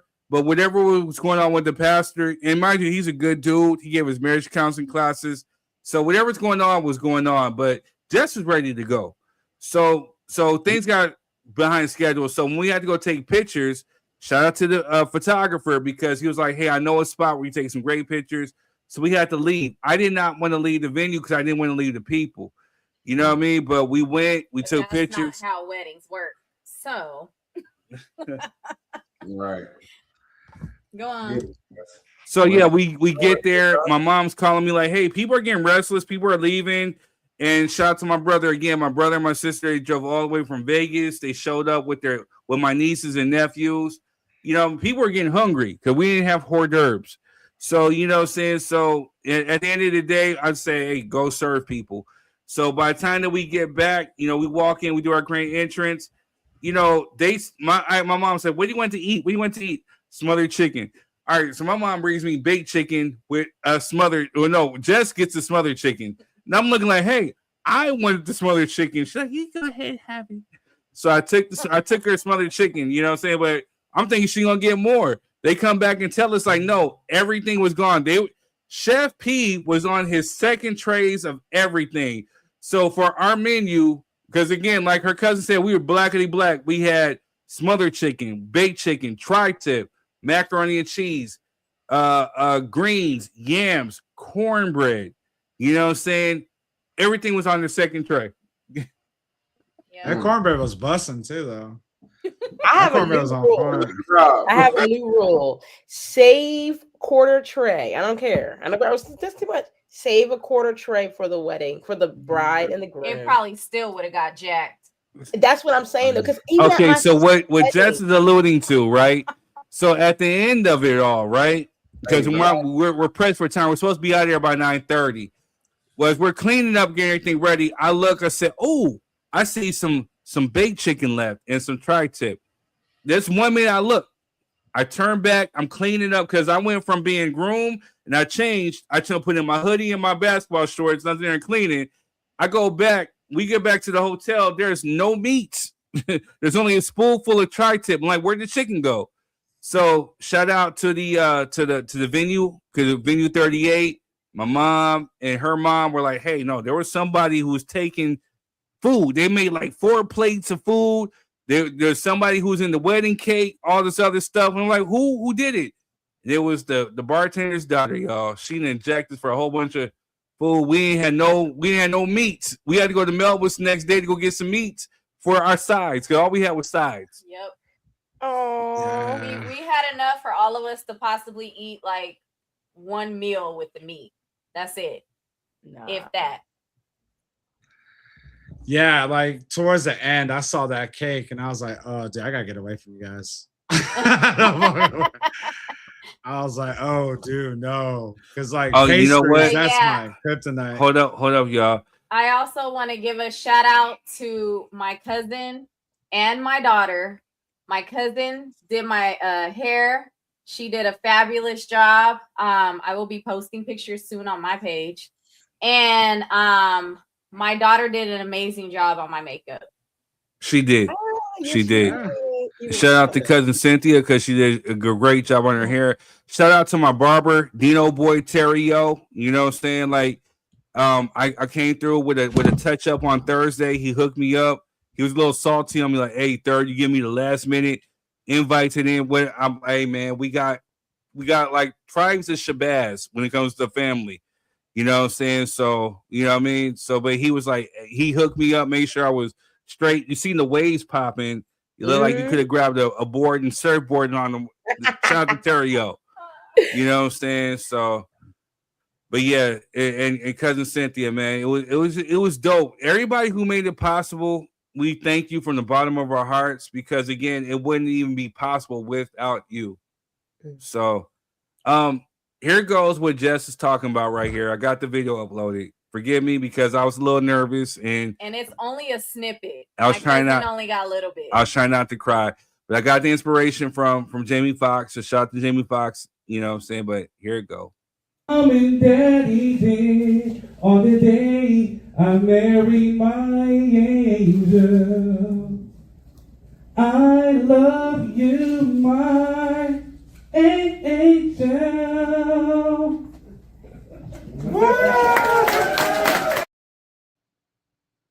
Oh, it's just a little snippet. That's what you weren't lying. I told you. He's like, oh, she was lying.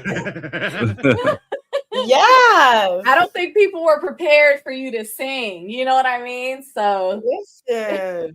Yeah. Okay, Third, yeah, you better put out an album. Yeah. You can sing. You know what I'm saying? 3RDegree album coming out. The R&B album. I funk hip hop. I'm going to R&B. Yeah. Oh. That's my. A mix is always the best. A mix is always the best. You gotta rap and then you gotta jump on your own track and start singing. That's how people be getting big. Yeah, Pretty Ricky, bro. Come on. And shout out to them. I heard they won the verses. I didn't even check out the verses between them and B2K. They won the verses. I heard verses. hands down Pretty Ricky won the verses. But yeah, shout out to me. I did that. You know, on my last project, Eyes Behind Shades, and, you know, King Third. You know, I did do. Yeah, I sung on a couple of hooks. Returning the Player, Cry for Jalen, and Better Man. Yeah, I sang on those tracks. Yes, you did. Good stuff. I'm trying to think about it. I remember that. That's my player partner right there, man. We're gonna hang your jersey up in the rafters. You know what I'm saying? Because you are officially retired. We appreciate you. You know, the number 3 jerseys on the rafters. Yeah, it's up there. It's up there. You went out with a bang, baby. You went out with a bang. Yeah. Jess was looking gorgeous that night too, dude. Boy. Thank you. Yeah, I mean, you both were looking good. And like, I love that your guys' dance that there was like, all right. And I'm like, nah, you gonna keep going. You gonna keep going. I got you, bro. Like, all right. For those who don't know, here goes Jess. You know what I'm saying? Like, she has not stopped cheesing since since the day. You know what I'm saying? She's been. How cute y'all are. Thank you, Jennifer. Hey, Jen, thank you for holding down MCing. Yes, Last minute, you improv and you did a great job. We appreciate you. Cousin Cynthia says, "You're welcome. Had to be there for my cousins. Love y'all. No, we love you more. You know, I brag about you to my mom. I say I think you two would get along great. You know, like from the day that I came through, like Cousin Cynthia, shout out to Cousin Adam. They wrapped their arms around me and called me family. You know what I'm talking about, Jess. When that was time for me to dig into some dirt, when I was getting ready to have to put some paws on people, Cousin Adam hopped on his motorcycle. Like, no, it ain't happening. And you guys have been like literally like my backbone, my support, and I love y'all more than anything on this earth. You know what I'm saying? I'm always here for y'all. You know what I'm saying? And I appreciate you, and I love you with literally sincerely from the bottom of my heart. Thank you for accepting me and welcoming me into your family and holding me down. And we're still gonna kick your ashes in some spades. Ooh. You don't want to know no spades. I know all about spades. They know. I'm a spadeologist, bro. They know. They know. You know, but and shout out to Jess. She got better. That last game that we played against them, Jess was on it. And she know I'm hard when it comes to spades. If you can't play, I take it kind of personal. I don't take it personal because you ain't gonna be on my team. You know what I'm saying? You can learn on your own time. You're not coming up here. I'm telling you, bro. When you team up with your significant other, she barely learned. But that last game that last little session we had against our cousins, man, she came through and held it down. I'm like, this is what I'm talking about, Jess. I gave her hugs and kisses and high fives. And I'm like, yes, this is what I'm talking about. You know what I'm saying? Because Cynthia said, we love you too, but I don't know about the space thing. And you already know. You know what I'm saying? We can get it popping this weekend. I got the cards ready. She said, keep it real. I got receipts. Bro. Hey, this ready. You guys, I can't team up with my wife. We be going through marriage counseling after a spade game, bro. I can't team up with her. It's serious. It's serious. Yeah, she's no longer my wife anymore. Like we talking smack like, oh man. Hey, but see, Jess understands. Jess didn't understand. Like one time she was doing, she's like, "Oh, you get so mad at me," but she understands now. Like I take spades serious. You know what I'm saying? Like you got to play. But Jess came through and she held it what we call down. You know what I'm saying? She understood our little signs. Listen, you know what I'm saying? He's like, "You breaking my heart. You breaking my heart." Exactly. I said, "Hey, Jess, you know, I don't go to the clubs no more." She's like, "Oh, okay, he's out of the clubs. Let me go ahead and cut with this spade." You know what I'm saying? Third, look at his head. He's like, not y'all talking across the board. Hey, board talk. He's like, "Oh man, I want to." You know what I'm saying? You gotta do the codes. And comes into just because my partner not yours. LOL. You gotta turn. Hey, I taught her son. I do play better with my cousin Cynthia. The last time she played with me, Jessica held it down. But Terrence, no, he's my go-to. Okay. I ain't gonna lie. I taught him how to play. That boy's been on it. He's like a borderline genius. And me and him, we kick many asses in spades. You know what I'm saying? So he is my go-to. If Terrence is not there, I kind of get sad, like, oh man. Hey, I'm telling you, spades and dominoes, man. Those are friendship ending games. Yeah, they are. They are. They are. For me. But yeah, you mess up on that spades table, I'm likely to not speak to you. I swear, dude. Me and my wife went to bed not talking to each other after a spades game, bro. Like I will cut you off over spades. Hey, Rob, it happened here too. Because Jess was my partner, and mind you, she's still learning. And I got upset. I'm like, "Arr!" And she was like, "Oh, you're so mean. You're so mean." You know, you cut me, I cut you off for life. That's how it goes. You gotta let it walk. You gotta let it walk. Hey, shout out to Kiss Share. Hey, so what you're walking into, this is Drop Your 3 Cent. We're a platform where we talk about everything, whether it's entertainment, whether it's politics, whether it's social issues. Right now, we're just recapping kind of like my wedding. I got married. to this beautiful thing right here. So we're just recapping a little bit about weddings, about what happened. But we talk about everything. We got a few topics on here tonight. You know, we just got sidetracked because we're recapping, we're reminiscing. It was such a good thing. Yeah. Oh, look, she trying to get straight to it. Whoever that is. Hey, you know what? We can slap some bones any day. Ask somebody. Hey, I'm with that too. Hey, you know what? Y'all got me on the dominoes, but can't nobody see me in spades. I can't even tell you how many people I nicknamed me. You know what I'm saying? At least you know your place. That's good. You know what I mean? I'm a dominologist, man. It go down over here. And I'm a lockologist. Okay. I hope you got 1-1 to blank when you lock that thing up. Because anything else is uncivilized. I nicknamed so many people Whirlpool, Maytag. Like you washing my boats Wash for days, his dishes, baby. Wash them. Hey, Jen said Rob put me in retirement after our last match. man. Cynthia says either or. Hey, I got the cards are on deck. The cards are actually right here near me. You know what I'm saying? Like, you think I'm playing? I take my cards wherever I go. You know what I'm saying? In my laptop bag. Cards in the bag. Ask wifey, we got a fresh pack in our backpack all the time, bro. All the time. All the time. But yeah, you got to have Pastor Braxton on speed dial for those matches, bro. Yeah, I need a couples therapy right after that. He gonna disrespect me in front of his friends. He don't talk to you like that. And he's gonna be like, "What did you do? We're playing spades." He's gonna be like, "Oh, that's different. That's different." Matter of fact, I take that back. I keep them in my hip hop backpack. Yeah. Y'all think I'm lying, huh? I got the backpack right here.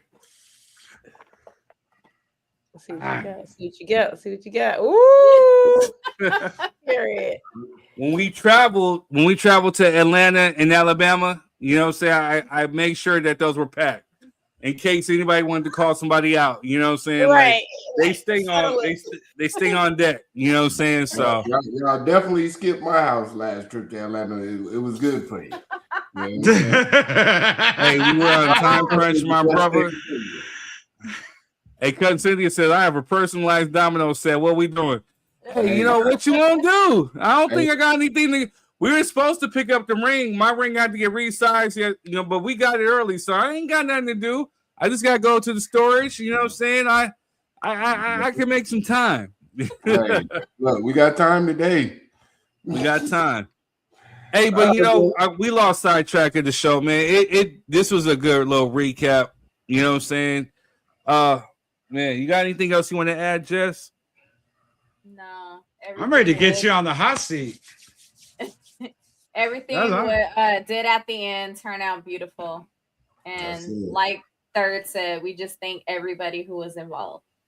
Everybody, from my moms to her mom to Aunt Paula to my cousins to Certified to Rob to my niece to my cousin. Right, to Chef P, you know, to Venue 38 in Redlands, you know what I'm saying? Mind you, we're going to put this out there. I was afraid of doing this because I know it would happen. We're flirting with the idea of, you know, running it back, you know, for the 1 year because, again, it's Juneteenth. We did it purposely on Juneteenth.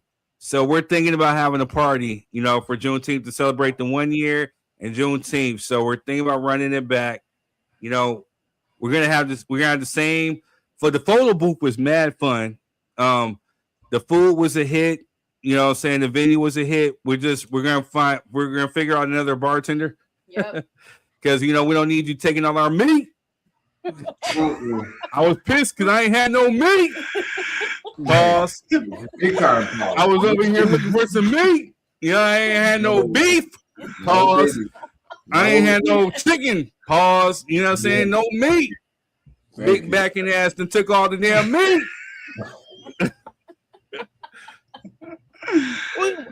We understand you packing up plates, you know what I'm saying? Packing up a couple of plates, you know. But again, if anybody was going to take, like, the meat, We gonna expect the venue or the folks who actually work hard, family, to take the meat. But you ain't do ish. You ain't even pour all the stuff that we got. Then close your ears, guys. Then these crusty motherfuckers gonna have there trying to like do subliminals, talk trash online, talking about when you don't get everything you asked for. Then when you look, I heard about you guys price gouging. You know what I'm saying? You only use one bottle of Hennessy. You didn't use no tequila, no vodka, or whatever. You know what I'm saying? Then you want to talk about when the person don't get the stuff needed for the signature drink. What the fuck are you talking about? I'm the one who did the shopping, whatever. Like, again, we bought all these things for everybody to drink and be merry, and you being stingy, but you want to charge people like $700, $800. Like, you want to charge people like rent, you know what I'm saying, to do what? You know what I'm saying? Like, then you want to take all the meat, because you probably ain't getting no meat in real life. Then you want to take the cake. You know what I'm saying? Like, I'm gonna say this though. One person to talk ish online to, because I can talk it back. You ain't getting no meat in real life. So like, hey, you have to recompensate for the meat that you don't get in real life. Oh, I see beef. Let me get some beef, because I ain't getting no beef in real life. Oh, ain't nobody slinging me no beef. Let me get this beef right here. It's free. You know what I'm saying? Oh, Big Back in the ain't in like 4 days or 3 minute ass. You know what I'm saying? Ain't got no life. You know what I'm saying? When they sit here and talk ish and subliminal, then when folk call you out, nah, motherfucker, you know what I'm saying? Go get a real life. Go get a real job. You know what I'm saying? You over here with a price gown. Go do something in real life. Don't try to come at my motherfucking wife with your punk ass talking ish. You know what I'm saying? Like, nah, go do something for real. Go get a real hobby. You know what I mean? We ain't gonna shout you out because we don't want you to get business. And again, like I said, we're gonna do this next year, and you won't be there. So and then on top of that, my moms, I love my mom. My moms was over here, making sure people got compensated and got tipped. I would have told my mom, hey, run back, do the SB thing, take that money back, and go beat their ass, because they ain't do ish. They took all the meat, because they ain't getting no meat. Oh, carpet munch, looking punk motherfuckers, you know what I'm saying? Hey. And on a positive start note, a carpet cleaning business, beach. On a positive note, shout outs to Third's mom. Yeah, that was a nice tip. I appreciate that. Aww. Shout outs to her. Yeah, I was actually tripped out on it. I was like, whoa, what? Aww. She gave me a fat tip. So shout outs to her for that. That's what's up. Gotta love it. Yeah. My mom came through like clutch. She came through like Kobe. She like she took care of everybody. You know what I'm saying? Like, but she was just happy. You know what I'm saying? Like, that's something that my grandma would have did. You know what I'm saying? She moves in the same spirit as my grandma. So my mom is just like, she's the dopest, man. I can't even ask for a better mom. Beautiful thing, man. Beautiful thing. Yeah, we gotta do the 1 year run back, man. You know what I'm saying? Yeah, you and me both, Jay. I can't believe that was his mom either. I was like, I'm sorry. Nobody can. She looks like people say, I thought it was your sister. And like, no, that's my mom. And she'll tell you straight up, I got the stretch marks to prove it. That's her favorite go-to. Right. Black don't be out here cracking. She don't. She don't. She look young, bro. Wow. She look. That's your mom. Your mom look good. Oh yeah, chill, bro. Chill, I'm used to it. Bro. Hey, quick story. Quez, I'm about to put you on blast a little bit, right? Yeah. So again, like I told you, when I shout out the choir, and shout out to hold up. Hey, the Kishar, if I'm saying it wrong, shout out to you. Much love. Hit the like, share, subscribe. We're gonna get into the topics. We might run a little late tonight, but we overboarded. But so quick little story. Back when we was in choir, one of the homies went up to the car with me because my mom's grabbing me out some money, whatever. So we went to the car and we had to go back into the room. The homie said, hey, yo, Third's mom was fine. You know what I'm saying? And then half the choir ran out to go take a look. You know what I'm saying? This cat was one of I don't blame you, bro. I told my mom, like, look, you can't come to choir rehearsals, choir practice or performances. You gotta just stay home. You're not a bad mom if you stay home. Please don't That sounds like Terrence. I don't want nobody to have your social media.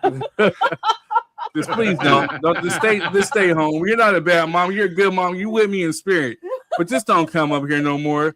Because like these are some of these dudes are my brothers. You know what I'm saying? And they over here, like the homie that I took out to the car when I was talking to her, he was just over here looking with his Mac Mall like. Oh my goodness! He was just looking like God, like ooh. Little boys be back to the choir room. We literally got back to the choir room. Say, yo, Third's mama's fine. Even my homie, R.I.P. to Big Mike. Big Mike was a big dude. You know what I'm saying? Big Mike was out there even trying to huff and puff and run out there like, you go see my mom's. I'm like, hey, don't please. Hey, shots out Big Mike, man. All right. R.I.P. man. R.I.P. my dude, man. But yeah, nah. I mean, it is what it is. We was young and retarded. Yeah. That's all young people are. Shout out to the scenario. What's good with you, family? You know what I'm saying? But yeah, all right, y'all. Let's get into the hot seat. I know we kind of bypassed. Yeah. So for those that don't know, we were in the hot seat I was in the hot seat a couple of weeks ago. I dropped a new single called Always Home, San Bernardino. It's an ode to my hometown of San Bernardino, where I'm from, originally. I moved around a lot. But, we dropped that. And then, Rob was out there, like I said, kissing babies, shaking hands with presidents, all that other stuff. And shout out to Cousin Chrissy, because she brought up the question, can you claim your birth city if you didn't grow up there? So, he missed it. And he was like, man, I'm mad I missed it because I got questions for you. And for those that don't know a little backstory, Rob, I met Rob. Rob actually called out to a radio station, an internet radio station I was doing called Freestyle. You say, yo, Third, you're sick. You're one of the dopest. And, from then on, we built the friendship from there that withstood even the corniest of rappers up until now. And that was 2007, 2006, 2007, saying here we are now.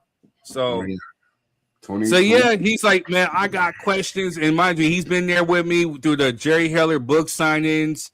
We went to clubs where we literally stood outside VIP till we got invited into VIP. We rocked shows with Dove Shack. Even when he made the transition into being a promoter in San Diego. And if you know the San Diego club scene, I could tell you it's really hard to get booked, to get promoted. But he's like, yo, Third, come on out. He always took care of me. It wasn't like he treated me like no scrub. He always put me VIP. Wherever, you know what I'm saying? And so he's like, as your homie, I got questions. And I'm mad I missed it. So we had to run this back. So here we are right now. Even Jess was like, I got questions too. I'll wait till we come on again. So now I'm putting myself back in this hot seat. Damn it. Now I know Jen's right. 2007. You're right. And even from then, like I said, Rob brought me into his home. I met his wife. I met his kids. You know what I'm saying? Rob will tell you, he got in this situation. I drove all the way from San Bernardino to where he was at in Dago with some heat, because I wasn't about to let that happen to anybody that I call family. So heat was real. The heat was real. The heat was real. But, yeah. So just to recap, what Third said, when I first heard him, it was at the end of this radio show. They're doing a freestyle battle, and not freestyle battle, freestyle session. And he just made everybody look amateur. It was bad. I was like, yo, this dude's spitting fire. And this is MySpace days. Checked out his page. Tracks were up. Tracks were just bumping, yo. And I was like, man, this dude is for real. And then, fast forward, a couple months down the line, we got doing some shows. I got to see his energy, and his crowd control, his breath control, everything that went in. So what I want to ask you as an artist, prior to you going on, do you have a ritual that you go through to get you in that state of mind, to get you, wanting to project that kind of energy, to the crowd, to get that kind of feedback? What do you do? That's a good question. And I'm glad that you brought it up, because, Quez was holding it down too. But you know, Quez is kind of privy to know a lot of this stuff. But a lot of that energy I got from the days of freestyling in El Camino High School. You know, so that energy of freestyling in those ciphers, because even at that school, like if you came whack, you know what I'm saying, like Quez would be the first one to clown you, you know what I'm saying, and call you out. You out of here, you know coach. what I'm saying? So you have to come with some type of energy, some type of rawness. And even though, you know, I don't really, you know, agree with some of the things that people are doing these days. Shout out to, you know, Raw, you know, Rashard Wilson, and shout out to my brother, another brother who came down for the wedding. Yeah, anytime I need him, anytime I, you know, whatever, he doesn't hesitate. And that's Joe McGrady, MC McGrady, you know what I'm saying? Like, he's legitimate, like a brother. Like, he's my big brother, you know what I'm saying? And he's the one that kind of helped put me into the game too. But you know, I get it from them. I get it from the energy from them. So I do kind of have a ritual. If you don't know, and I'm gonna tell you guys, for those that don't know, if you guys are our fans or are paying attention to my music, or family, I should say, not fans, but I'm a nervous wreck before I perform. Every time. And it's not so much as when I actually perform, it's before and after. It's because I'm visualizing everything I need to do. I'm kind of picturing the movements, the energy that I need to convey. I'm trying to make sure I remember my words. So yes, I get into a zone where I completely zone everything out.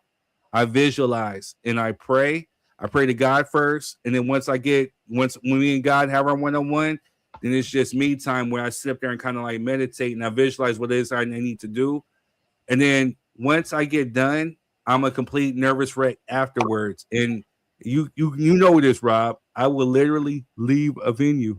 Yeah, I'll shake hands and say, hey, whoever I need to say hey to, but then I'm out. I got a reputation of being called the Phantom of performing, because I would perform and then I'd leave, because I'm such a nervous wreck afterwards, because if I didn't do something right, or if I feel like something could have been done better, I'm hard on myself. I'm my worst critic. So yes, I just pray and meditate before I go and hit any stage.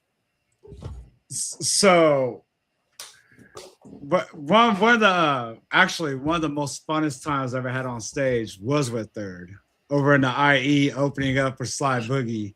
That was one of the most funnest times I had, when you had your whole family on stage, and a statement was made that night. A statement was definitely made that night. I felt like you were the hottest act on there, other than the person headlining. So I felt bad for really who was going to follow up after you, like to try to match that energy. So definitely shout out to you and your craft for that. But going back to like taking it back, because the first track I ever heard from you was Ahead of My Time, and that still banged that track. So where did you get inspiration to actually put that song together? Like, what motivated you? Who did you like? You know, like, there's some of the lyrics there that I was just like, yo, how's he putting this together? Like, break it down for me on that song, man. Like, so for Ahead of My Time, and you know, first shout out to my newly brother-in-law, Sly Boogie, you know, for that show, because for those who don't know, Sly Boogie is actually Jessica's brother, you know, and I didn't know this back then. I didn't even know her back then.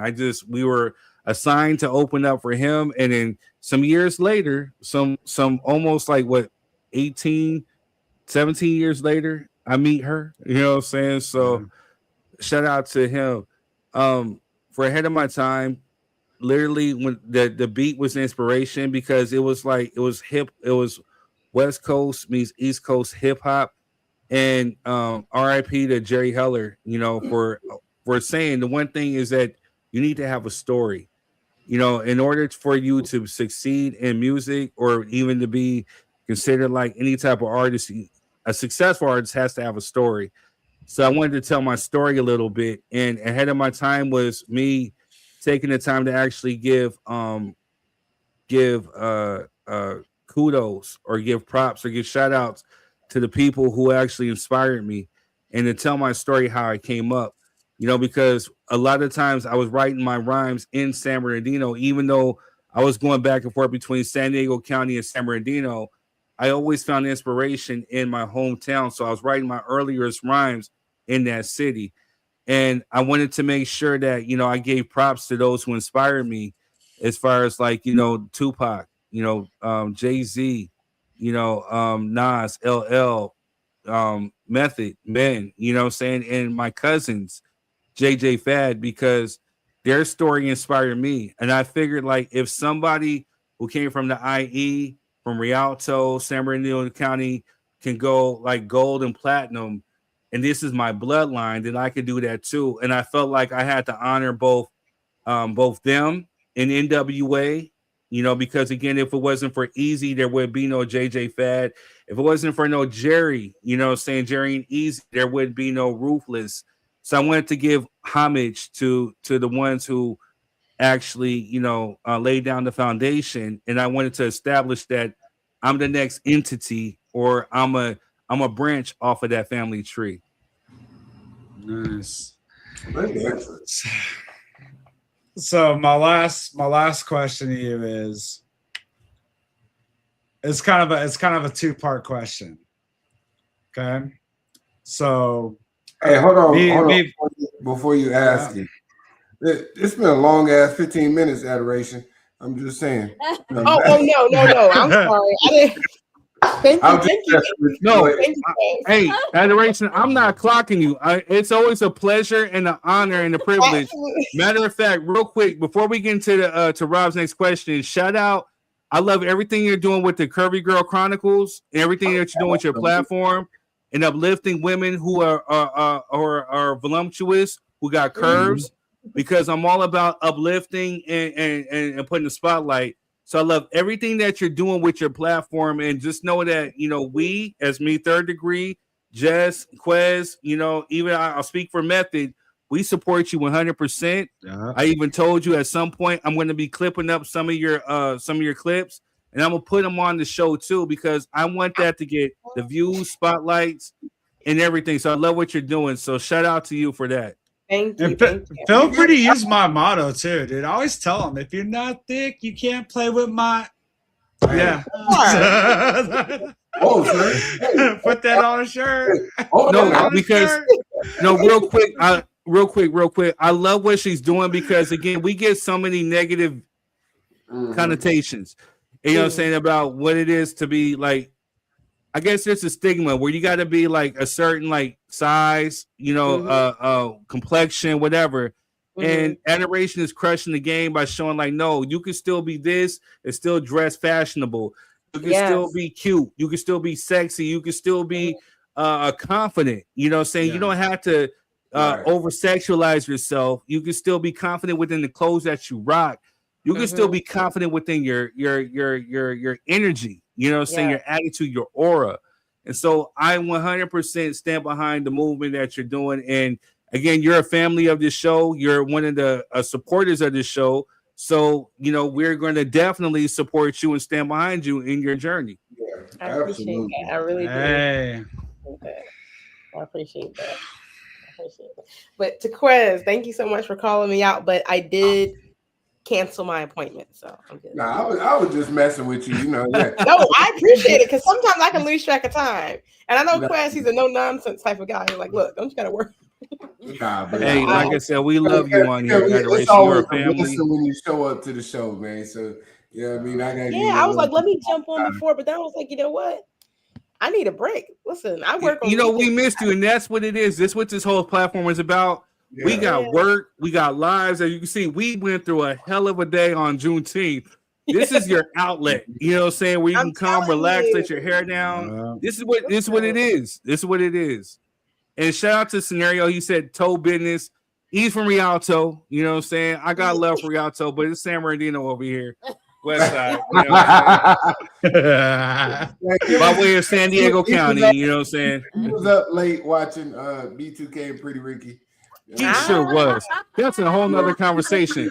Nothing wrong with Pretty Ricky. Hey man, you guys are the catalyst or you guys called it. You guys are the Negro Domuses of this because you said Pretty Ricky was you stood by and hey, shout out to Scenario on Method Days because Pretty Ricky did that from what I heard. The internet streets is talking. But yeah, but what was your question, Method? No, all right. So before I get into that, because it is a 2-part question, okay? One thing I do want to give you your flowers and let you know I do appreciate the friendship that we built over the years. Your professionalism when it came to actually doing shows, showing up, showing out. Even in the studio, I was just mind blown how you just put stuff together to where you were just doing simple ad libs, or how you would just change the tone of how a track would go, or even help write a hook. Like even when we had our trip over to that bootleg Tupac wannabe over at Tony Corleone's mansion and end up still in the spotlight. And it was just like, I felt like this may sound like a bad analogy, but I was like, yo, I got the baddest dog on the block with me right here. Like this dude's a pit bull. He will eat you, bro. And when they did that cypher, I just sat back with a smirk right next to his manager. You set him up. I said, what's this, bro? And he just like ate him up. It was, but you know, the good memories, the good times we had, and even just adding more to it, man. So I definitely want to thank you for that. And going to the 2-part question. In your opinion, what was your favorite show / performance you ever done? And 2, what was your favorite track that you ever done? Oh, you would hit me with the hard ones. Yeah. We got a lot of stories, Jessica. A lot of stories. Like, I'm gonna start off with the easiest one to do. What might be one of my favorite tracks. It's a 2-parter. The first one being Evaporate. You know, for those who don't know, Evaporate, EVAPARTE, Evaporate, ATE. I'm sorry, I'm a little, out of here.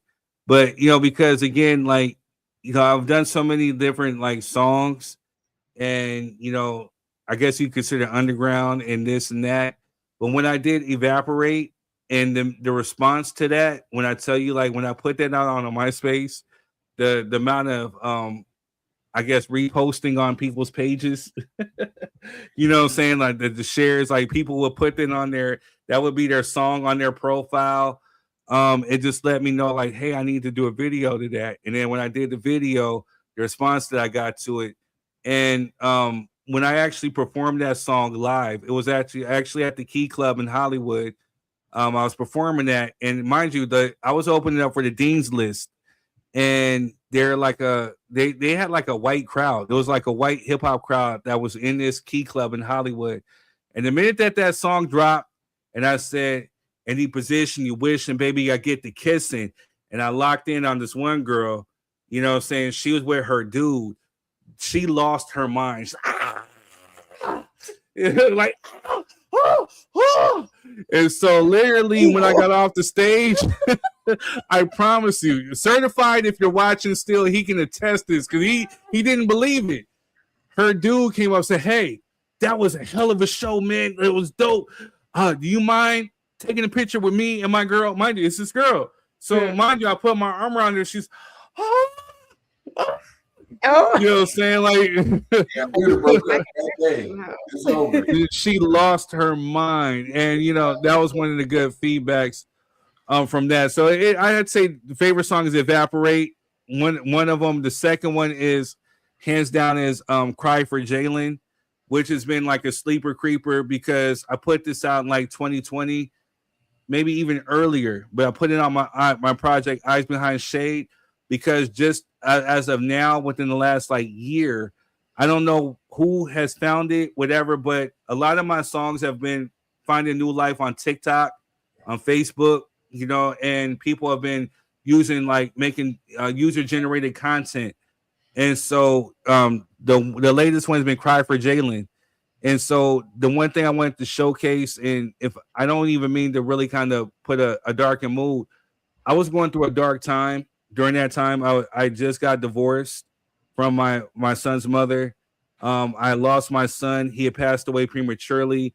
I was in a dark space. And at that point, I wanted to kind of just end my life.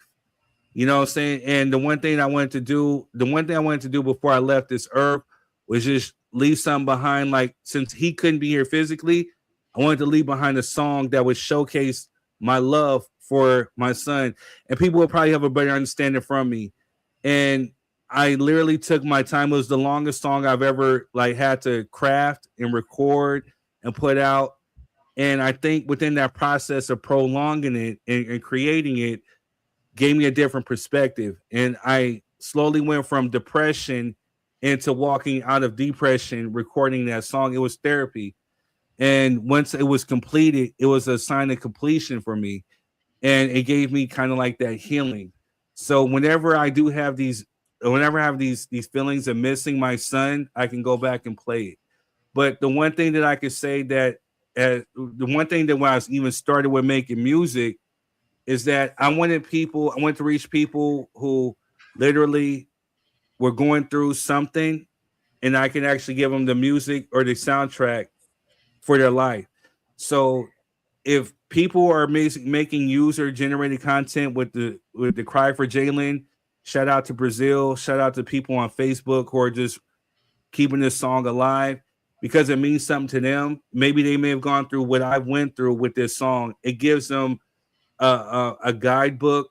It gives them a soundtrack in order, and hopefully it helps you get through what I went through. So those are my two favorite songs. Favorite performance? Come on. Wow. One of my favorite performances was just a couple of years ago in Miami. That was the most I ever got paid for. But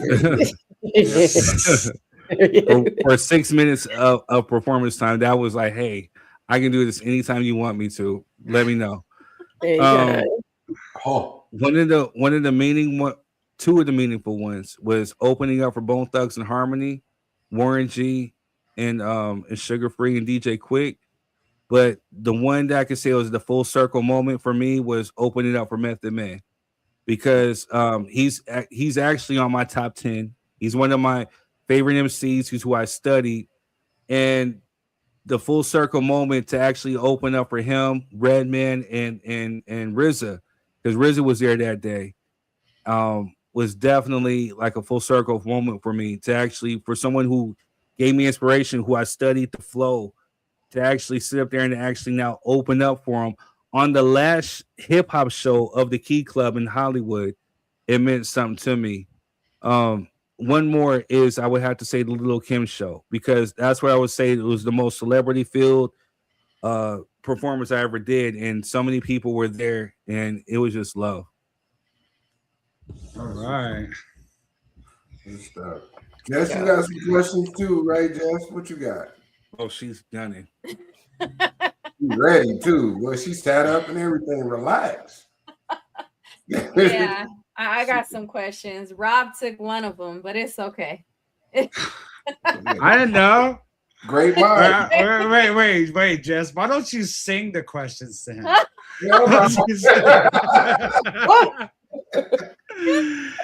What is your favorite beat?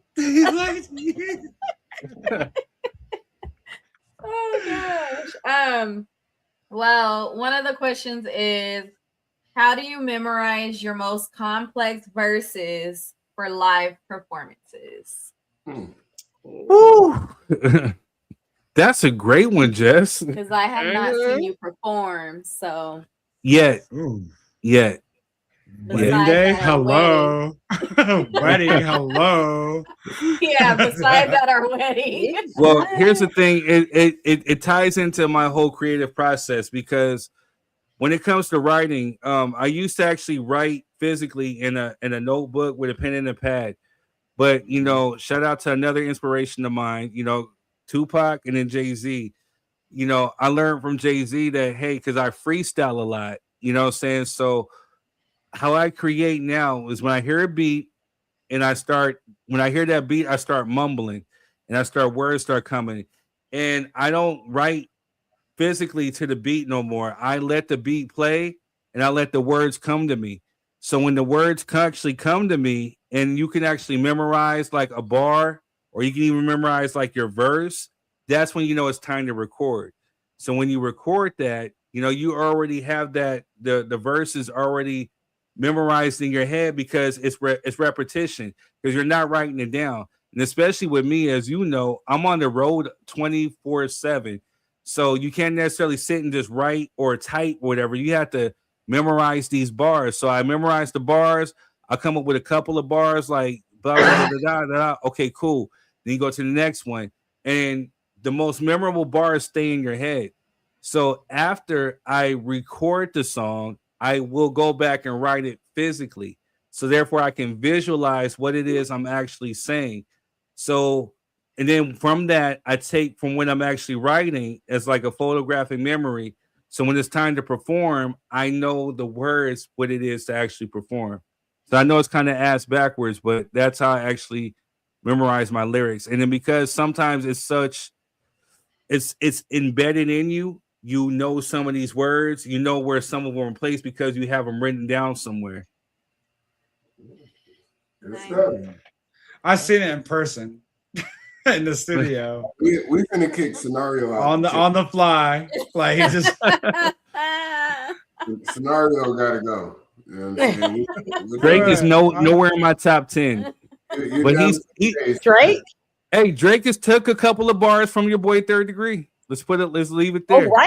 Oh right. Ooh. Scenario, you reached your comment limit for the day.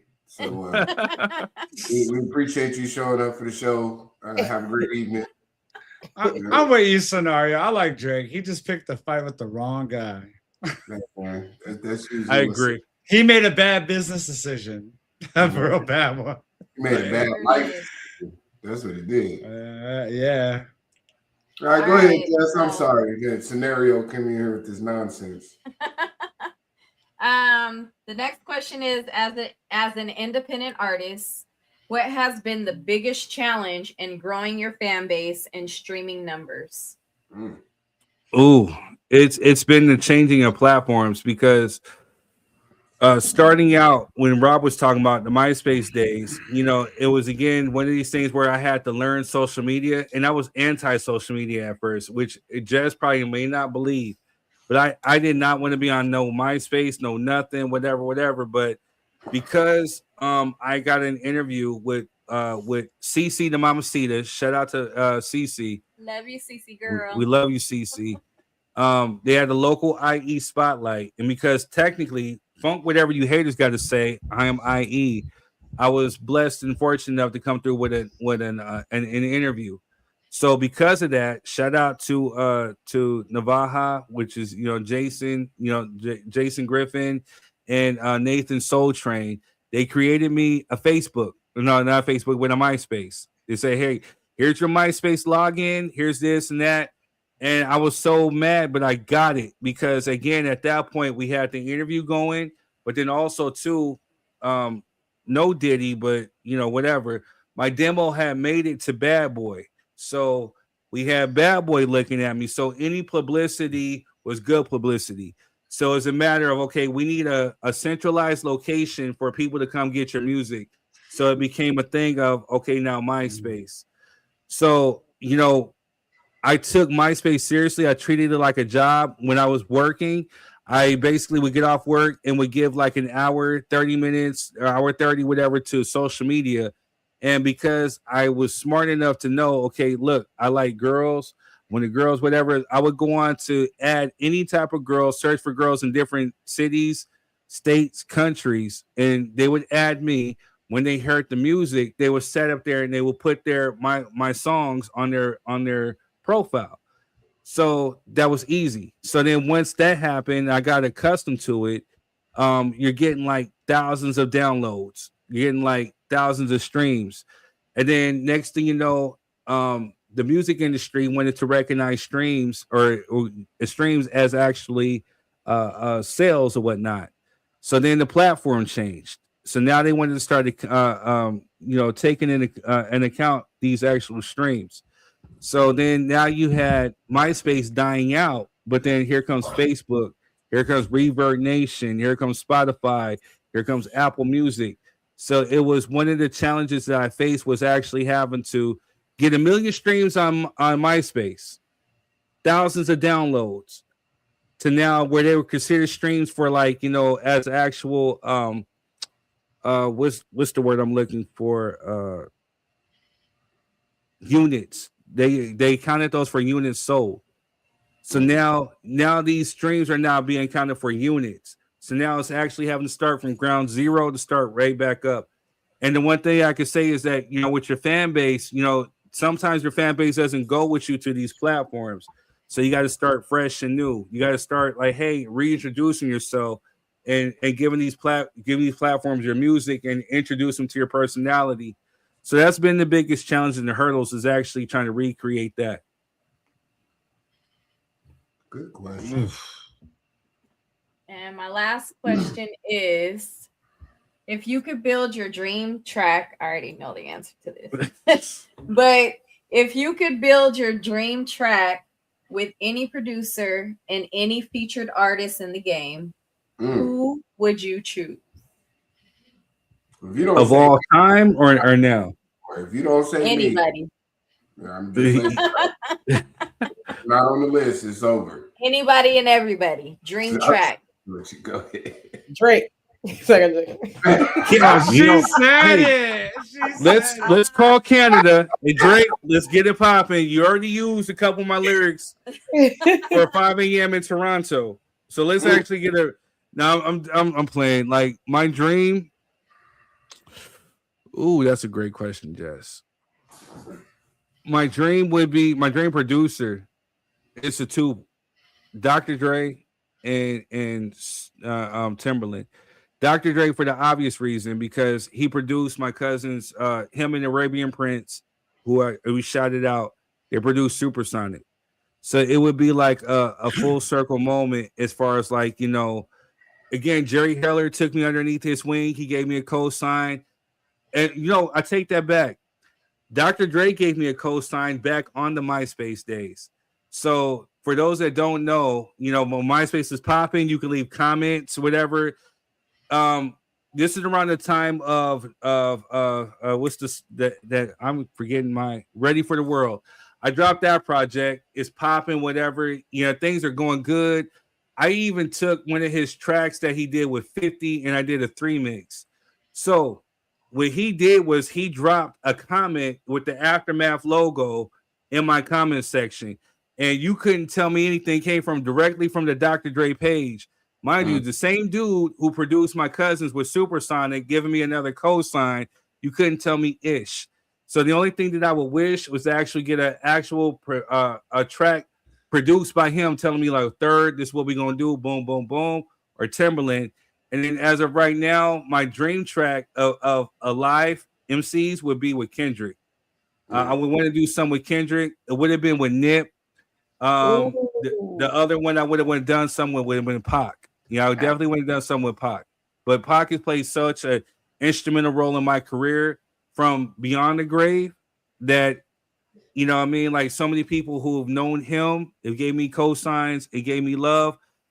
I would say right now it would be Kendrick or DJ Quick. Wow. That's crazy. I was thinking about that too. But Jess asked, one of the producers I always want to work with, her brother did a song with him, Scott Storch. That is one. Yeah, but that's like my favorite track by her brother. It's nothing. That beat was nothing. Yeah. You know what? So we're gonna speak this into existence. I would actually love to do a track with my brother-in-law too. I left the space on Always Home. You can get it on King Third, Spotify, Apple Music. I left the space open. Hopefully he'd hear it because he's from West Side San Bernardino too, and I want to get on with him too. But again, I was such a cheerleader for him because he's from San Bernardino, from the West Side. I was rooting for that dude heavy. So even when we opened up for him, Rob, in 2007, I sent him the flyer. He said, "Man, that was a minute ago." Like, yeah, man, it was. I didn't even think about it. 2007, that opened up again for 2009. So yeah, we done shows together. Now it's time to do a track. But and come to find out, some years later, I'd meet his sister, and then now, you know, here we are. I was married to her now. Low key, owes you a track. You know what I'm saying? Because I mean, I married your sister. You got to do a track now, bro. And that's crazy. Like, a lot of people don't realize that was a Scotch Storch beat, bro. Like, this dude did that. Like, everyone knows about the lean back and a bunch of other stuff. And for those that don't know, Scott Storch is a student of Dr. Dre. You know what I'm saying? Yeah. And the Roots. You know, so I would love to even work with him too. You know, or collab with the Roots too. He's a hell of a producer too. Yeah. Yes. Yeah, DJ Quick, hell of a producer too. I think he slept on a lot too. A lot. Musical genius. And you know what? And I gotta get a song with the scenario. You know what I'm saying? The dude can sing, and he sent me a beat. We supposed to be doing something. As a matter of fact, I wanted him on the hook for Always Home, the scheduling conflicts, but we still might circle it back and make that happen though. So shout out to Scenario, even though he loves Pretty Ricky. Right. Even Yo, Scenario, real talk. I had the Busted Baby loaded on the deck. About crazy things are going at the wedding. I was like, I'm about to save this for another day, bro. Like, I don't want this dude snapping on me. Like, I was actually gonna play it when they dance. I was gonna be like, but I didn't want to deal with the consequences and repercussions. But it was there. I swear to God, it was there, bro. It was there. All right, we're gonna do one more topic. We already over time, so we over time. So, what you guys want to go into? Man, you know what the people want. Cut it out. Karmelo? You know it. Come on, man. Yeah. All right, so let's go with it.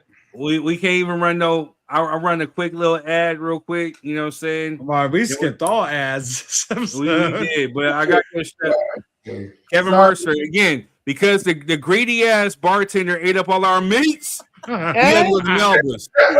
You know what I'm saying? We went to Melba's like, hey man, we need like just chicken. How much for some chicken?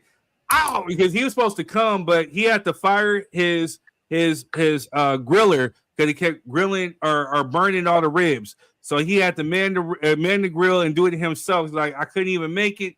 But you know what we're gonna do for y'all? He gave us 2 free hats and he gave us like 25 pieces of chicken so we can have for our side because I'm big back ass daughter of the bartender sat there and ate all our meat.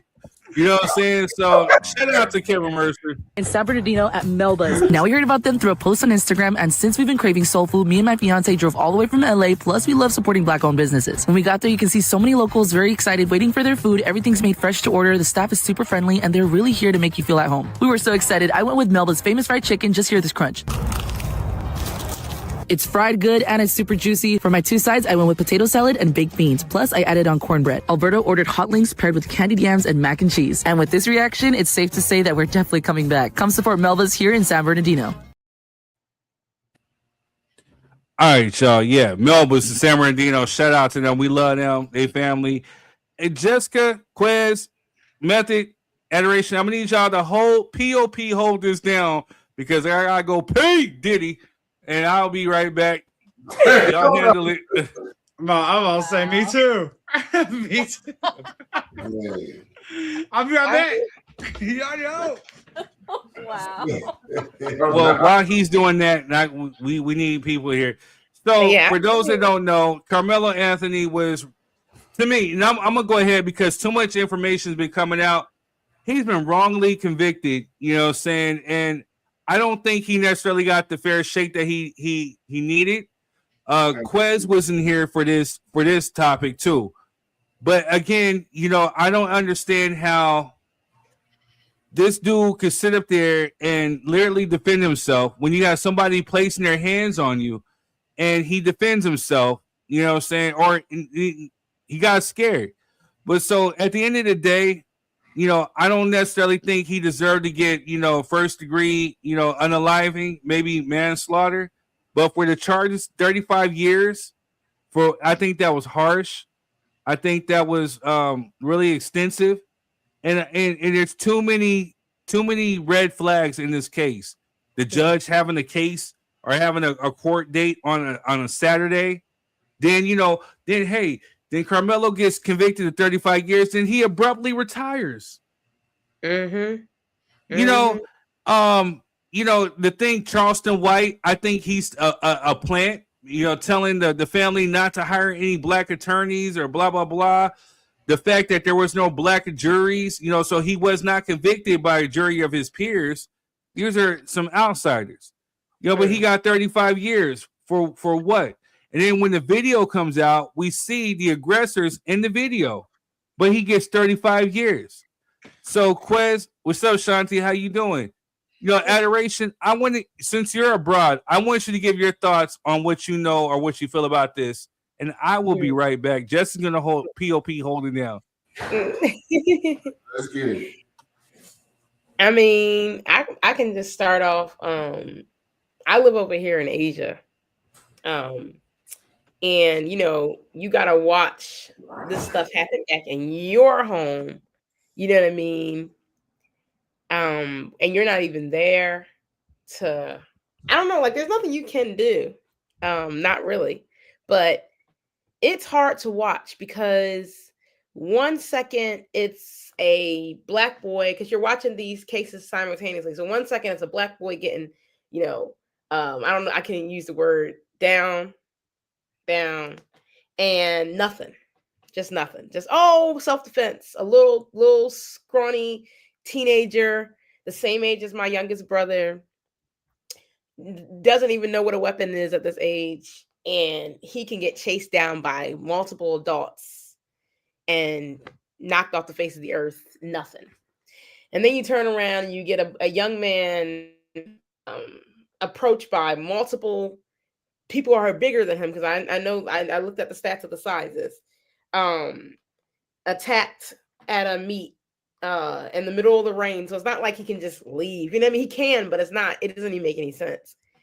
And then he defends himself, not even with the same caliber of weapon, mind you. And he gets 35 years. And I'm still looking at I don't know the guy's name. What's his name? Chow. And I'm trying to figure out how, I know, let me be honest, I know, but it's so enraging to see these things happen at the same time. See the difference in how you are treated in your own land, in your own country. It is, it's draining. It's really draining. And and people always ask, why are you always talking about this? If you stop keeping racism alive and stop talking about it, then it won't exist. And it's like, that's a lie, y'all. That is such a lie. It is like, teenager. This boy is a teenager.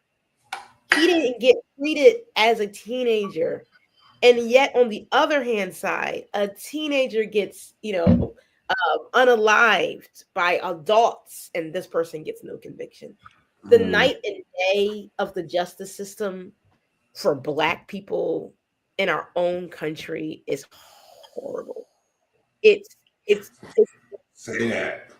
It's guys, I'm telling you, like I haven't been able to breathe. And it's like, of course, it's so sad, to be honest. And to see those things happen at the same time, to see one day this guy doesn't get convicted because, he was defending himself. He was protecting his son, who was older than this other teenager. So it's like, why he got to protect his son?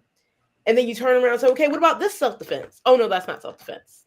What makes it not self-defense? The color of her skin? The color of her skin. That's what makes it not self-defense. That's what changes the entire narrative. It's the color of your skin. I bet you if I laid this case out, both cases out, for anybody, and I didn't change any detail, not one detail, but the color of these two boys' skin. The color, the boy who passed away and the boy who's now in jail for 35 years. If I change the color of their skin to any color, you will be outraged. Yeah, we will have absolutely different outcomes. Absolutely different outcomes. Absolutely different. Yep. If they had done that at that gas station store to a white boy, the whole world will be outraged. The whole world will be outraged. And I will be outraged. The whole world. But the problem is when it's us, it's just us. We will be there to boycott and fight for anybody else. Because I would be outraged. If it was any color, I would be just as outraged. Absolutely. The problem is we're the only ones who nobody else is outraged with us. It's just us. Just us. No, that's a very valid point, Adoration, because speaking to the child situation, if that would have been a 14-year-old white, Asian, Hispanic, any other race, I would be equally outraged. You know what I'm saying? Like, and that's why white supremacy doesn't make sense to me. Yeah. Because if I could see the value in human life, like even with Karmelo Anthony, like it's hella unfortunate that the tables turned the way they did. But if we gonna play the game and say one is self-defense and the other one is not, then I have to quickly recall how y'all said George Zimmerman was justified in chasing another young black teen down, even after being advised not to, getting off on self-defense. I have to bring up Kyle Rittenhouse. You know what I'm saying? Who because people keep saying Karmelo was where he wasn't supposed to be, and Kyle Rittenhouse went to a whole nother state with a legal firearm and shot some people. You know what I'm saying? And unalive too. And then I have to say that Daniel Panning, who snuck up on a brother on the train and choked him from behind, and he actually did nothing to anybody, got off on self-defense. What is self-defense then? When are we clarifying just self-defense?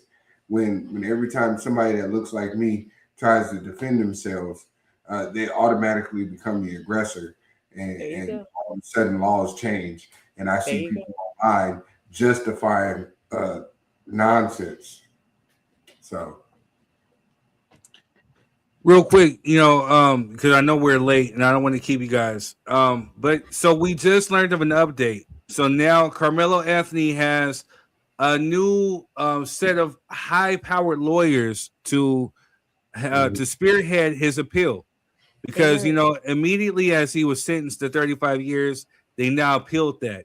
So now he got rid of his old attorney again, who was barely calling objections. And for me, if you watch Perry Mason or any of these like lawyer shows, some of the stuff was elementary. Like, how do you not really fight for the thing of self-defense, especially how Quez so eloquently put it? In the state of Texas, if you have a fear for your life, and this time, this dude actually put his hands on him. And what we learned, allegedly, because again, allegedly, it was supposedly Hunter on Metcalf, or the other brother, whatever his name is, not Austin. It was Hunter, I believe, right? That actually put his hands on Karmelo, and and he gave a whole nother description or whatever, the statement to the police than what it was that he did when he was put on stand.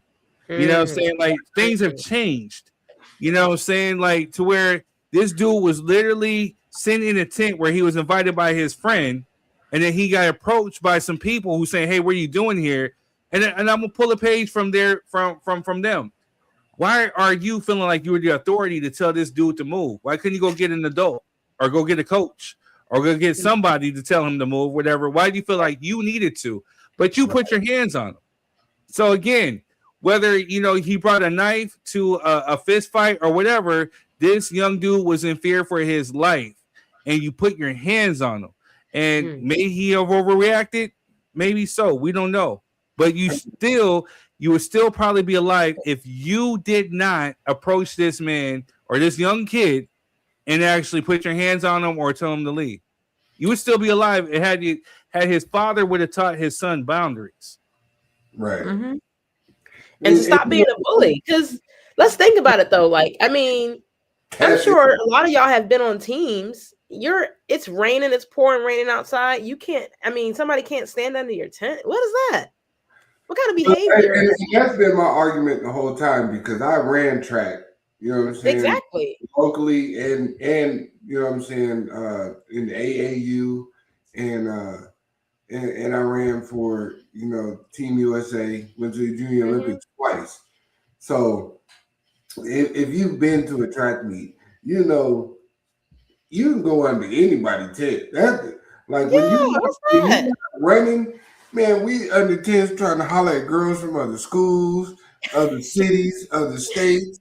We catching up with people we ain't seen since the last track meet or whatever. Somebody we cool with, family or friends from different cities and states. Like to me, that's egregious. But also, in the same breath, and I know Rob gonna get mad at me, but it's okay. Because here comes your history lesson. Ever since Black people were freed, you know what I'm saying? Shout out Juneteenth. That they actually had physical laws on the books where Black people couldn't defend themselves against a white man. And growing up and having knowledge of this.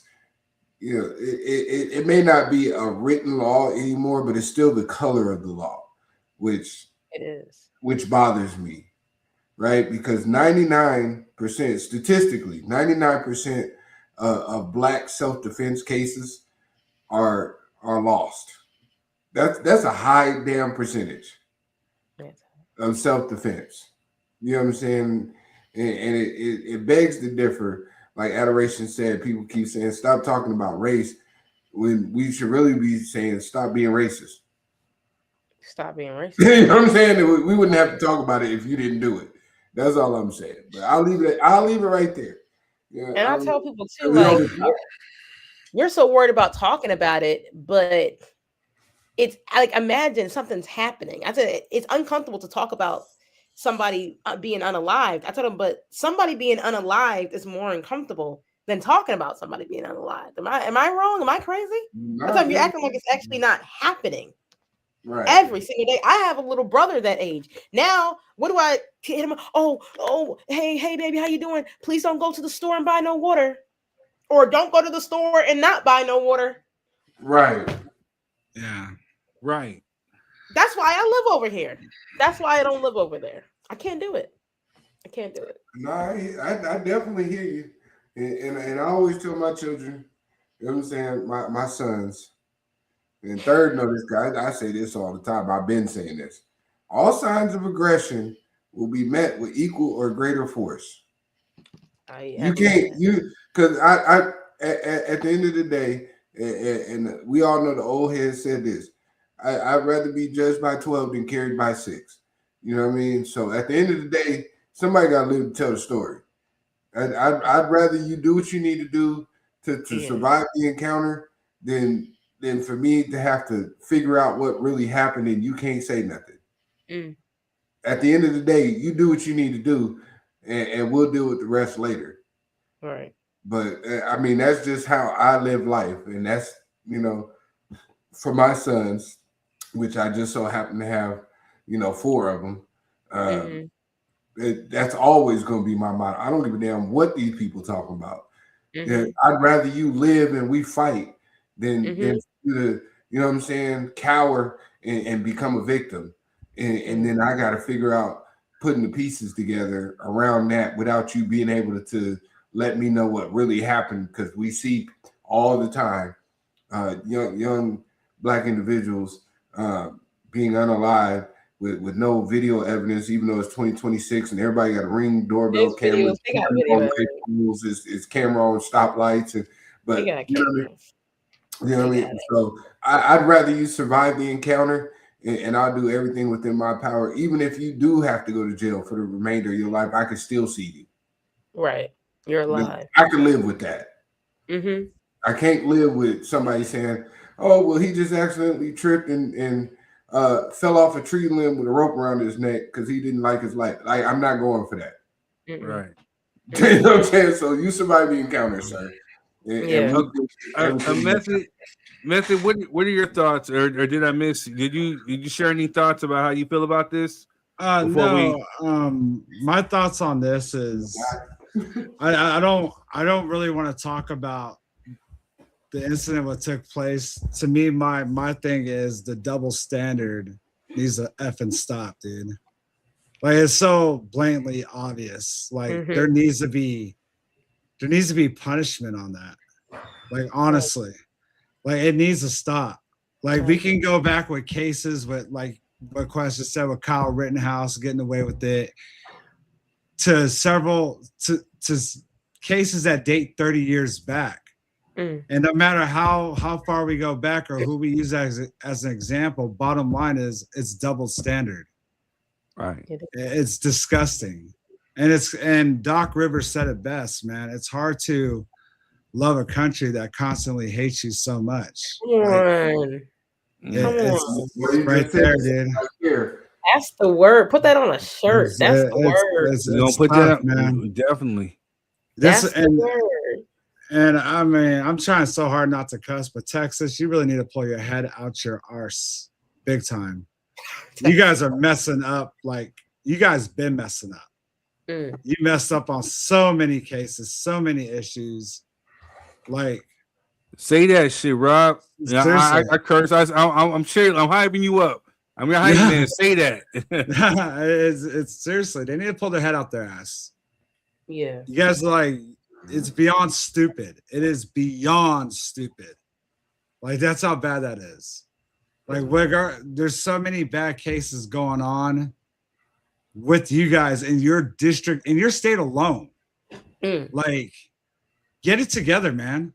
Like, get it together. Grown ass adults stuck in their dumbass ways. If you guys can't see that, you need to get the hell out of office, man, and get somebody else in there that can. So, come on. I mean, I don't.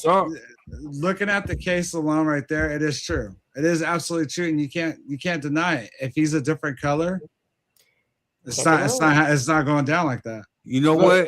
It's so very factual. Sorry to cut you off, Third, but you know, during research this week, it's so very factual that there's another case in Texas that's less than 30 miles away from where this happened, where a young Caucasian individual took a knife to school, made Facebook posts about wanting to put the individual that he poked to unaliving, saying that he was going to put him in the ICU, actually unalived this young man and got less than 10 years. Same age, same state. There you go. And we're having a conversation about what's fair and what's right and exact when you give somebody of the same age who was defending himself. Not like this is premeditated. He gets under 10 years. Yep. Same exact age. You know what I'm saying? On a school campus in the bathroom, and we're talking about somebody at a track meet. Don't play with me. And then on top of that, bro, I hate to bring this up, but the people who want to bomb rush the Capitol and kill senators, come on. Like, make that make sense. And by the way, not only that, they have offended multiple times after that. Somebody did a deep dive on all of them and what they've done after that. Yeah. Oh, I know what you're talking about. A couple of them are, PDF files. Man. Yes, exactly. And some of them have been taking lives and taking booty and taking everything all in the same, and yet they get pardoned. But you know, again, this along with the Barry Henderson case, we're gonna two-pick. We're gonna talk about, even if we got to revisit it next week, you know what I'm saying, or whatever it is. However, we're gonna stay on top of that, along with the Tupac case, along with like I said, the Barry Henderson, along with this Karmelo Anthony. We're going to keep you updated. We're going to speak on it and watch the hypocrisy unfold. You know what I'm saying? So we're definitely going to touch upon it. But real quick, I got to shout out Method X has a show next week. in San Diego. Hey. Yeah, 4th of July over at Fiesta Island, right on the beach. It is an all-day. It is an all-day fest from 12 p.m. to 9 p.m. at night. We're talking about like 30 different DJs, 3 different stages, open to the crowd. It's gonna be crazy, and it's absolutely free. It's absolutely free. So, i.e., LA, San Diego County, make sure you go out to where? Fiesta Island, San Diego, California, bro. Yes. And I got the info right here. If you guys want to get a pin drop, actually, and it's great how they organize this. If you guys want to get a pin drop, send a text to 760-760-2962. They will pin drop you the location exactly. Nice. So, All right. Yeah, it's great. Right. Also, too, we have our very own DY3 Quiz, who has an event coming out tomorrow, the Boss Up Brunch. I'm gonna show a little quick a quick ad. You know what I'm saying? We'll come back. Let them talk about it real quick. Now, I gotta ask you guys, since I got adoration on here, we gotta talk about this because Rob been waiting on it too. We're not gonna keep you too long, but we gotta talk about at least touch on it. The Michael Jackson biopic, since especially as passing was yesterday. We gotta talk about that real quick. But shout out to DY3 Quez because he has to get his beauty sleep because he has an event. But here it goes right here. You've seen the footage from last year. Well, Boss Up Brunch is back, and our very own Marquez Miller is back in the building. Join everybody June 27th from 11 a.m. to 4 p.m. at the ER Party ATL. Make sure you pull up. If you've seen them, you know the events are fun, packed with business, and plenty of networking and plenty of praising. Pull up to Boss Up Brunch, June 27th at the ER Party ATL. See you there. Oh my God, I wish I could. Shout out to you, man. You hold it down. You show up. I seen video footage of last year's Boss Up Brunch. It was dope. My pops pulled up, man. So drop the info, man. Speak on it. Yeah, shout out to Pops for that, man. That was big love, man. I appreciated that last year. This year it's even bigger and better. You know what I'm saying? I'm taking my older sons with me. You know, my oldest son. Both of them with you this time? Huh? Yeah, I got both of them. Wow. Okay. Yeah, so you know, my oldest son got to see me last year speak in person, which was his first time. And you know, now I got the younger of my oldest two. He's here for the summer, so you know, they both get to see me speak. But it's always a blessing to add value to a room, you know. And the fact that they reach out to me every year has been, you know, encouraging because regardless of what people think, I talk a lot, but talking in person in front of a lot of people is a whole totally different thing. Yes. You know what I'm saying? And it's nerve-wracking, like Third talked about, like before I speak and after I speak, you know, I'm very critical of myself as well. And you know, I actually took today off of work so that I could mentally prepare to be in that space tomorrow. And you know, we're gonna be talking about the journey through going through your valley, you know, because the word says, you know, as you walk through the valley of the shadow of death, you shouldn't fear evil. So I placed it around business because as people run through business, you have your doubts and your moments and your fears and your inhibitions, but the key word is through. You're not supposed to stop. You're not supposed to make camp. You're not supposed to hang out there. You're supposed to get through. And, you know, that's what I'll be speaking about tomorrow. So be looking out for the videos. I'm going to try to get some good content this year. It's in a better venue. Yes. And hopefully the sound quality is a lot better than last year. So that I can actually have some content to promote my new speaking business, because that's one of the avenues I'm walking into is motivational speaking. And a lot of it has to do with this podcast in general, because Third gets mad at me because I always say, this is your thing. I just be here. You know what I'm saying? I just be here to help. But Third has always encouraged me to speak my truth and to be confident in such. and it's actually helped me in my motivational speaking journey with being able to resonate with people and talk without any inhibitions. So shouts out to you for that, brother, and I appreciate you and I love you, and I'm always giving you big ups on that one. But this is still your show, and I'll just be here to support and here for my friend. You know what I'm saying? Because this is his vision, and I want him to be successful, just like I know he want me to be successful. So I appreciate it. I want everybody to be successful. Even Adoration, shout out your business. Shout out what you're going through right now with the Curvy Girl Chronicles. Where can they check you out? My Facebook page is Adoration X Official. That's my Instagram page, Facebook page. Adoration Simons. That's how you can find me. But yeah, I'm working on it. We got you. Hey, me, Method, Quez, Jess, we're here to help support. We're gonna make sure that pops off too. This platform is gonna be what you use to launch it. And if we can give you more viewers or whatever, that's what we're gonna do. Jess, what you got going? I'm married now. Recovering from the wedding. Yeah. She's all my sprained ankle. No yeah, I ain't doing no treats. I gotta get my ankle better. Yeah, no. Shout out to my wife right here, because like I said, she sat out there and put the idea. I sparked the idea. She like, okay, I got it. Next thing you know, she went over in the board. Everything. It was a collaborative thing, but I would say she took the head on a lot of stuff, and I've seen a lot of sleepless nights, a lot of energy put into it, and last night was the longest sleep that I've gotten. Yeah, for the month.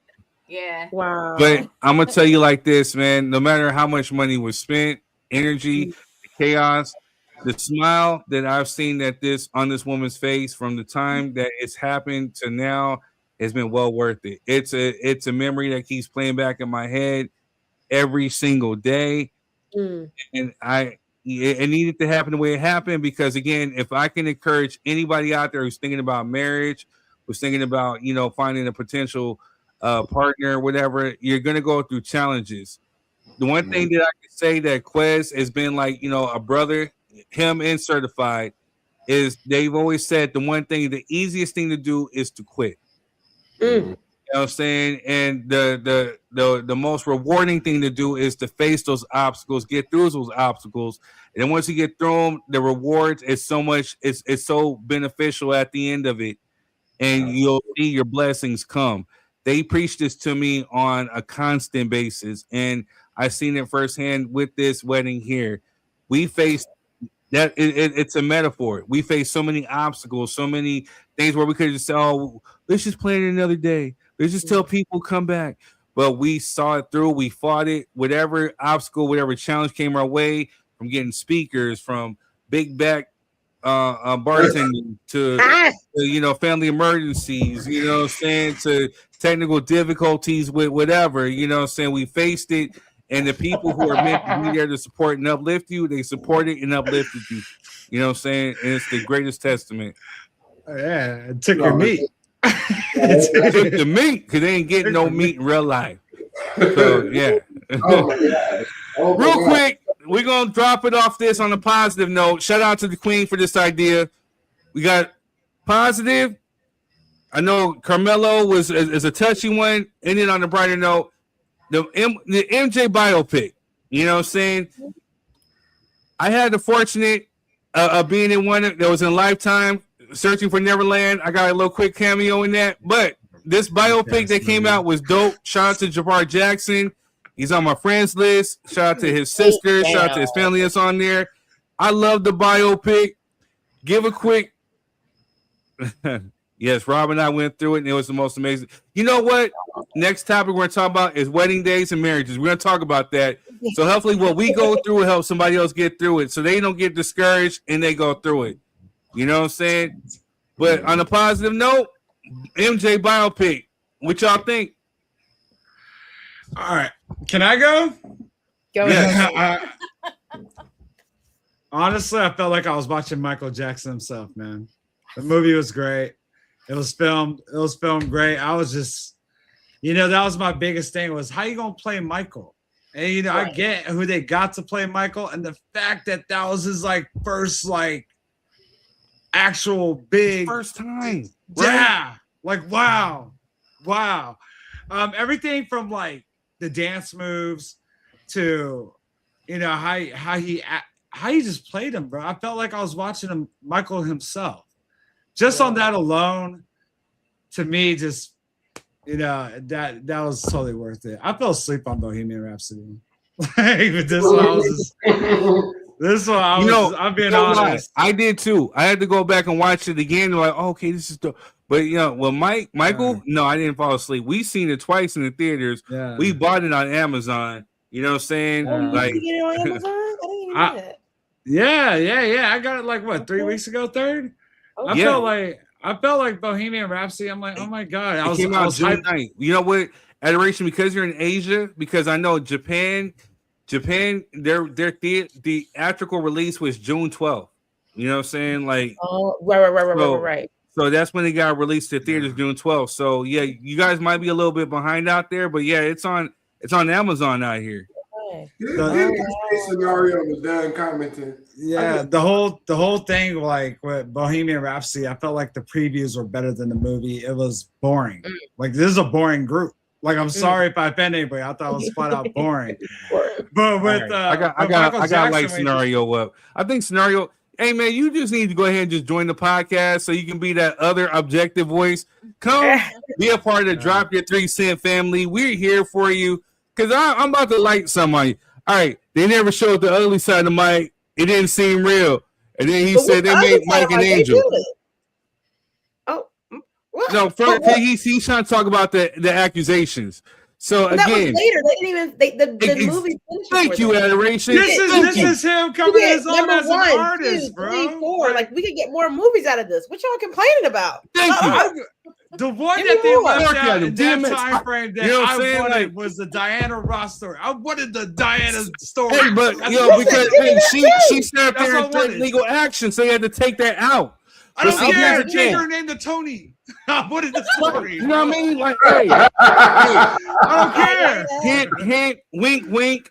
This is like this. We're calling this D'Angela, then Deanna. You know what I'm saying? Yeah, I get what you're saying. But again, so what was the ugly side of Mike? The one thing that I would have liked. Not guilty. What was the ugly side? Thank you, Adoration. And he's a Thank black you. man. FBI investigated this dude for over like how many years? It's 10 years. They didn't find nothing. And honestly, they were in cahoots to take him down, bro. And Thank you. Found nothing. So yeah. So it didn't even went. So with this stupid Netflix, I love you and I hate you at the same time.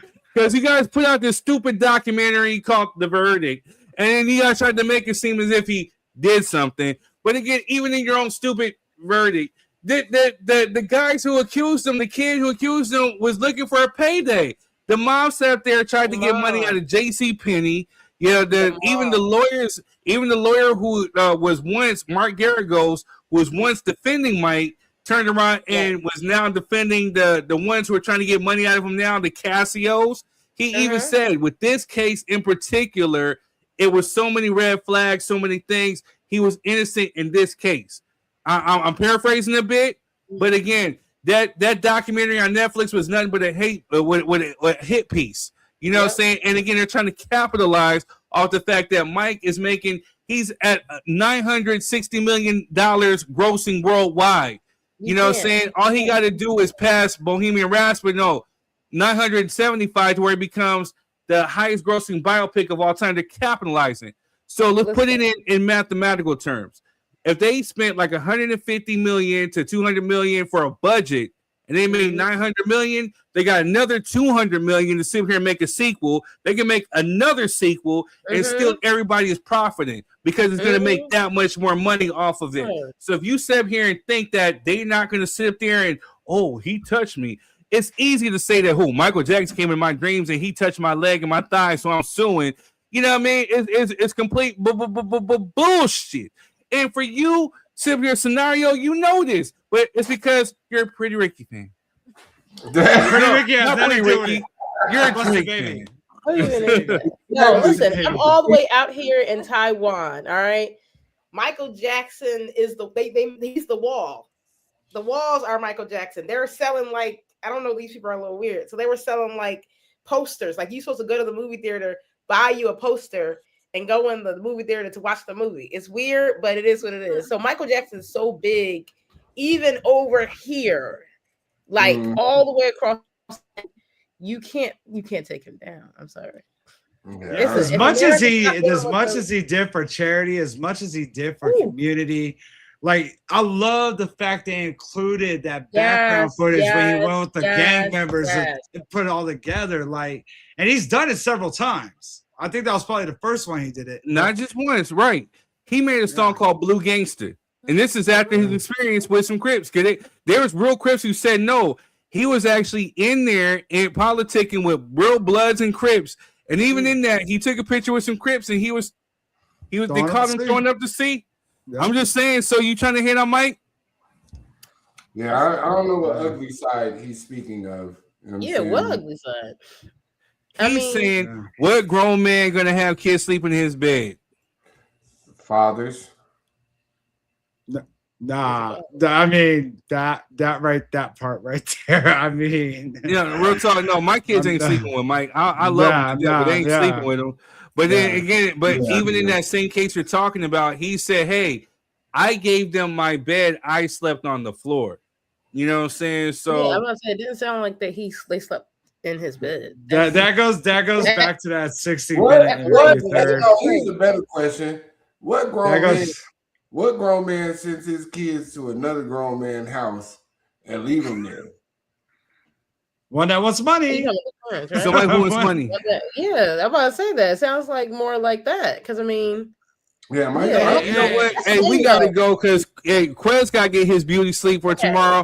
You know what I'm saying? He ain't no father. How he ain't no father? He got 3 kids. Here scenario. I got you, scenario. Wait. I got it, everybody. I got it. Mike drop bomb. First, I'm gonna say it like this. I don't care what the outcome was. Pretty Ricky lost last night. B2K all day. So F you. And then on top of that, hey, Drake still ain't dropped a classic album. He dropped 3 albums in one day, and they were still all trash and ash. Ain't nobody really talking about Drake besides females who are white or who are of the non-black hue. We don't care about Drake like that, man. I'm just gonna say it's still Team Kendrick because he still ain't got no 5 Grammys. You know what I'm saying? Like from one diss song, and then on top of that, got another 4 or 5 Grammys from an album that he dropped. So yeah, so Drake sucks. Pretty Ricky sucks. Who else you like suck? Everybody suck. You ain't got nothing, scenario. You just a hater. You know what I'm saying? You can't be a hater all your life. You know, quit hating on greatness, man. You're going to be looking like, you a bird beak, staying over here. You know what I mean? You can't do that. You can't be over here with the bird beaks and snakes and fakes and people and big back, bartenders with big back daughters who eating up all the meat. Matter of fact, you need to start giving them some meat. Big back ain't never going to die out, bro. That's like... I can't. You better watch out for a scenario battle you. Oh, you gonna battle me with Drake? He gonna have a reference track. He said 72 #1 hits, Drake, and you still can't tell me a Drake bar. You know what, scenario? Where's his halftime show, though? Where's his halftime show at, though? Right. That boy got 72 #1 hits, and 87 of them was written by somebody else. Wait till they drop the Shout out to halftime Quentin show. Miller. That part. Like, wait till they drop the halftime show, bro. Right. Hey, man, you need to get off that ooh la la, man, because you on some haterish. You know what I'm saying? MJ the greatest. He want to hit on MJ. He want to hit on Pop. He's the wherever we say. Yeah, he yes. Oh, scenario. Oh, you just lost everybody, scenario. You done. Busted, baby. I can't defend that. Yeah, man. I can't defend that. This dude been busted, baby. can't You know what? I would that. like them to. That's put why he didn't in show up the to the wedding, second- because he knew there wasn't gonna be no busted baby on the playlist. You know what I'm saying? No. You know what? I want them to put Hey, in the second movie, though. I want to say real What's quick. that? I want them to put in the second movie. I want them to put in his journey in battle with vitiligo, because yes. that's a huge topic over here in Asia. They whiten a lot, so it's normal for them. So they're like, of course he whitened his skin. My student was talking to me about it, and I would like them, because even in the movie, like, he was a black boy in the beginning, and then I mean, you know, he was still a black man by the end. In the second movie, I want them to put in that his battle with vitiligo, because I think that they covered some of it. They covered some of it. They glossed on it, but again, you know, it wasn't clear. I shout out to the people who made that movie difficult. The Jordan Chandlers, who, you know, and then the Diana Rosses, where they had to change the trajectory of the movie. You know what I'm saying? To where they had to do something, because again, they had so much money put into it. They had to do reshoots. You know what I mean? So that's the end of the day of it. You know what I mean? But in the second movie, I hope, you know, again, I want the good, the bad, the ugly. I want his love life, because again, you know, from all of what we heard about with him and Lisa Marie, but even before Lisa Marie, there was Stephanie Mills. There were other people. You know, he kept his stuff really on the low. You know what I'm saying? But I want to talk about his love life, how hard it was for him to find love, the battle with vitiligo. I want the cases, how it affected him. We gotta get the good, and then we gotta get the tragedy, because that's essentially what made MJ. You know what I'm saying? And I want his full life foretold in these films. Yeah. So I hope it comes out, man. Yeah. And I love like, I got educated on a movie. I didn't realize how racist MTV was, bro. Oh, yes. I love that part that they put that in there. I love what that is very, very true. And how he made him like, that's how much power MJ had, his starism, bro. Like, exactly. They were able to had an executive threaten to pull every major artist from that. Every major artist. Hey man, MJ the greatest. I don't know what scenario you're talking about. You know what I'm saying? Like you say, he just mad because Pretty Ricky lost. Because Prince is one of the greatest too. You know Prince is one of the greatest. I don't know Prince. That's the problem. I don't know Prince at all. Like, I know what he looks like. And that's the point. You know Mike. But that's what I'm saying though. You have to understand, I was 14 when Mike passed away. I had been introduced to him by my parents. I knew what he looked like at the time. But I more so knew what he looked like back in the day, because my parents had the Off the Wall album, and I knew what his your parents didn't tell you about Prince? You got bad parents. Like, oh my god. No, hey, real talk. Prince is dope. No. Her parents are dope. Her parents are dope. Like, I wanted the rivalry cover too, bro. MJ was like curriculum. The Prince MJ rivalry, I wanted that cover too. I want to know. I'm not mad about it. I'm just saying. You know what I'm saying? Like, we weren't even. What'd you say, Quiz? No, I said I need to know the story about when Prince tried to run him over with that car. Man, I'm trying to tell you, like, you know, so what Rob said, we need that rivalry with Prince, and we need that in the next flick. Like Adoration said, we need all the intricate parts, because again, MJ is great, man. He mentioned something about Prince. Oh yeah, he's talking about the ideas, because he really was on there. He's like, hey, I got to write this. I got to go record it now, because God might give Prince the ideas. He was petty like that. You know what I'm saying? So, but Mike was petty, man. How he did Prince when they met with James Brown, it was. I mean, Mike. That's Mike why he almost got ran over. But that's a whole different. That's a whole different. If I were Prince, I would probably do the same thing for how Mike did me. You know what I'm saying? But Mike is petty. But you know, shout out to the Jacksons. I met them. I met Jafar years ago, like I said on the show. I'm glad he walked into greatness. He was a good dude when I met him, and he deserves all the flowers that he gets. Great movie. I can't wait for part 2. Biopic is dope. F the Verdict on Netflix. Go out, go support. If it's still in theaters, go see it. IMAX.